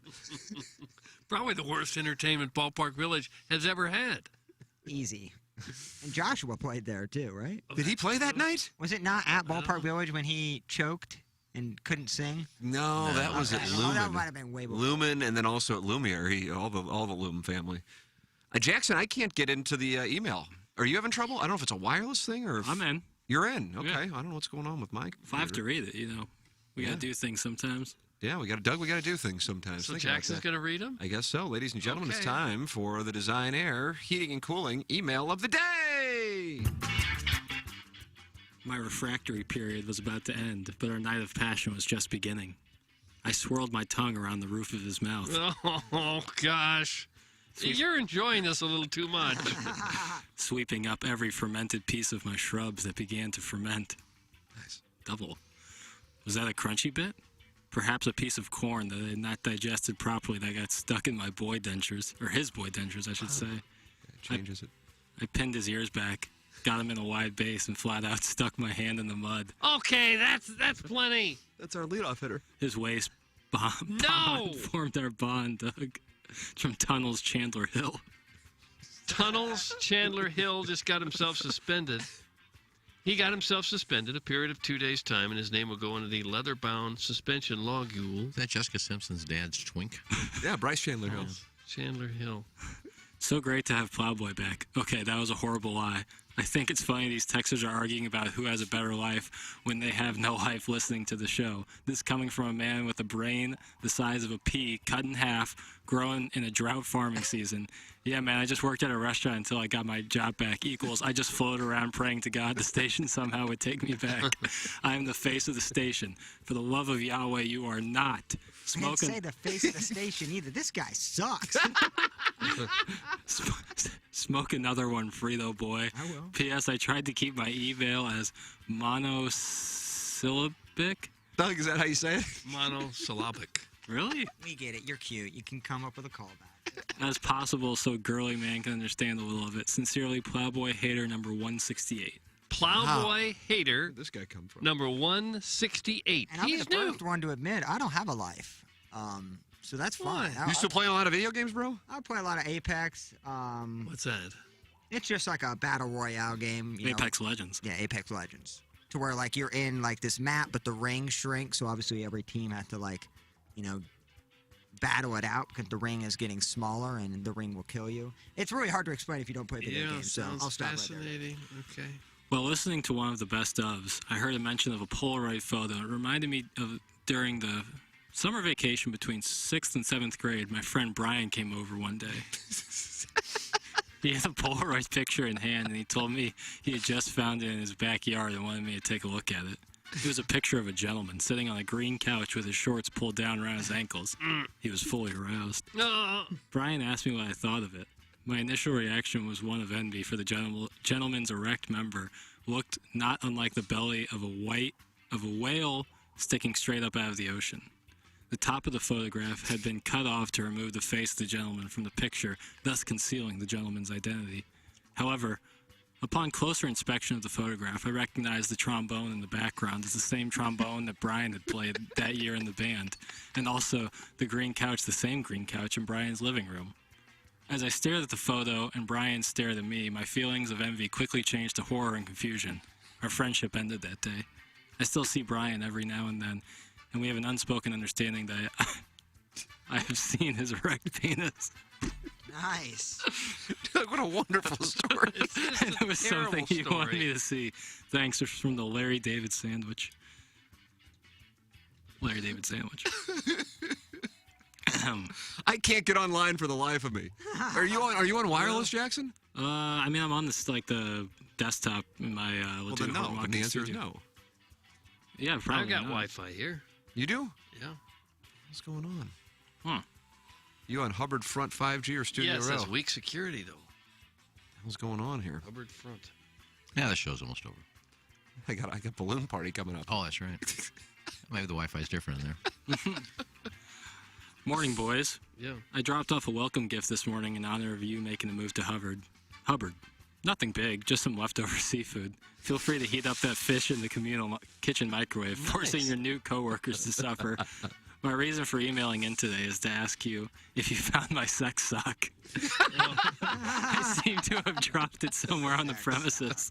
It should be easy to tell which sock is mine because it's stiff as a board, like a frozen wash rag. What's that? The title sponsor is on hold? Well, let me just mention Dirty Debutantes and Ned Powers real quick. Well, we forced the man who sponsors the entire show to sit on hold. Anywho, can I swing back by and pick up my special sock later today? It's got a lot of sentimental value. Thanks. This is from the JV golf coach. And we got one more. JV golf coach. All right. Let's have one real quick. This new HD channel has you guys coming through the airwaves crisper than the pleats of Iggy's adorable little first day of school outfit. For 3 hours a day, you treat us to beautiful radio magic, mostly made of a rootin' tootin' 19-year-old furiously pounding on the home row keys like a 1930s reporter chasing a hot lead. 1 full week to modulate, tinker, and adjust the sound levels to improve the listening experience for the hot button topics like space exploration and the time your producer city made love to the 30-year-old male owners of the normal brand 50 years ago on a public swing set. But we all get But all we get are the dulcet tones of Jackson furiously buttoning up a 50-page capstone project detailing Kim Anderson's 2016 midseason loss to Arkansas, as though he were a fedora-clad young hotshot in a smoke-filled bullpen, quickly transcribing notes for a big scoop that would blow the lid off a major scandal. The Virgin vice president of online merch store operating out of his mother's Subaru Outback, undergoing a year-long liquidation sale of tablecloth-sized moo-moos. Hammers relentlessly on the buttons of an old-timey typewriter, completing his book report with the enthusiasm of an inexperienced reporter frantically trying to beat the print deadline of the evening edition in an effort to make a name for himself in local journalism circles and get his grizzled managing editor off the case. Describing the situation not at all dissimilar from that of an... God, this is a tough word. Of that of an intrepid ink slayer? Intrepid. Intrepid is the word. Oh, man. Autograph. Here we come. Jackson. Shout out to Horton Watkins. Intrepid ink slinger who was about to leap from his chair, hold his freshly typed story above his head and scream, "Stop the presses!" at the top of his lungs. Sources from inside the locked doors. How long is the email? How much longer? Just a couple more stanzas. Sources from inside the locked doors Iggy tries to break into said Jackson hammered out the closing lines of the report today with an especially clamorous series of keystrokes befitting a rising newsman in the golden era of print news. After a last few seconds of frenzied typing that ended with a final flourish of Moses Kingley led 5 Arkansas players in double figures with a game high 24 points. What is this email about? I don't know. This is a collection of word salad. Jackson was said to have grabbed his coat and rushed out to get lunch, like he had just received a hot tip about something big going down at nearby restaurant entryways where Iggy so considerably hammers his mid-segment pack of darts. Thanks, Vishnu and Randy Character, just a couple admirers of broken-down monster trucks. That was a bad read. I'm sorry. It's so Randy long. Carrick. Expect more out of him. It was long. Very, very long. I guess we got one more, but it's pretty. It's pretty. I think we're good. I think we're Yeah, good. It's pretty awful. I think we're good. Well, if it's awful, then we don't have one more. I'm going to vote for the JV golf coach.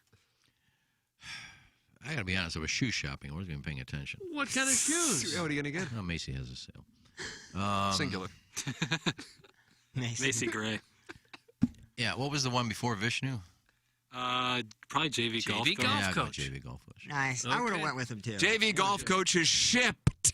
The Design Air Heating and Cooling email of the day. Miss any of the program? It's about to replay coming up at 10 o'clock, and then you have best of segments from 1 p.m. all the way on till we go live again at 7 a.m. tomorrow morning. Action Jackson and I are heading down to the 101 ESPN studios. If you're a Missouri fan, college football fan, Gabe DeArmond will be joining us in about 20 minutes.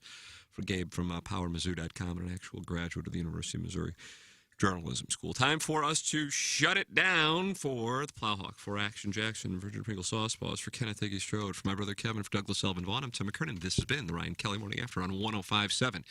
HD2, The Potted Plant, TMASTL.com, and YouTube.com/TMASTL. KPNT FM, HD2, Collinsville, St. Louis. Your home for the Morning After and TMA all day. Stream us live at youtube.com/TMASTL. And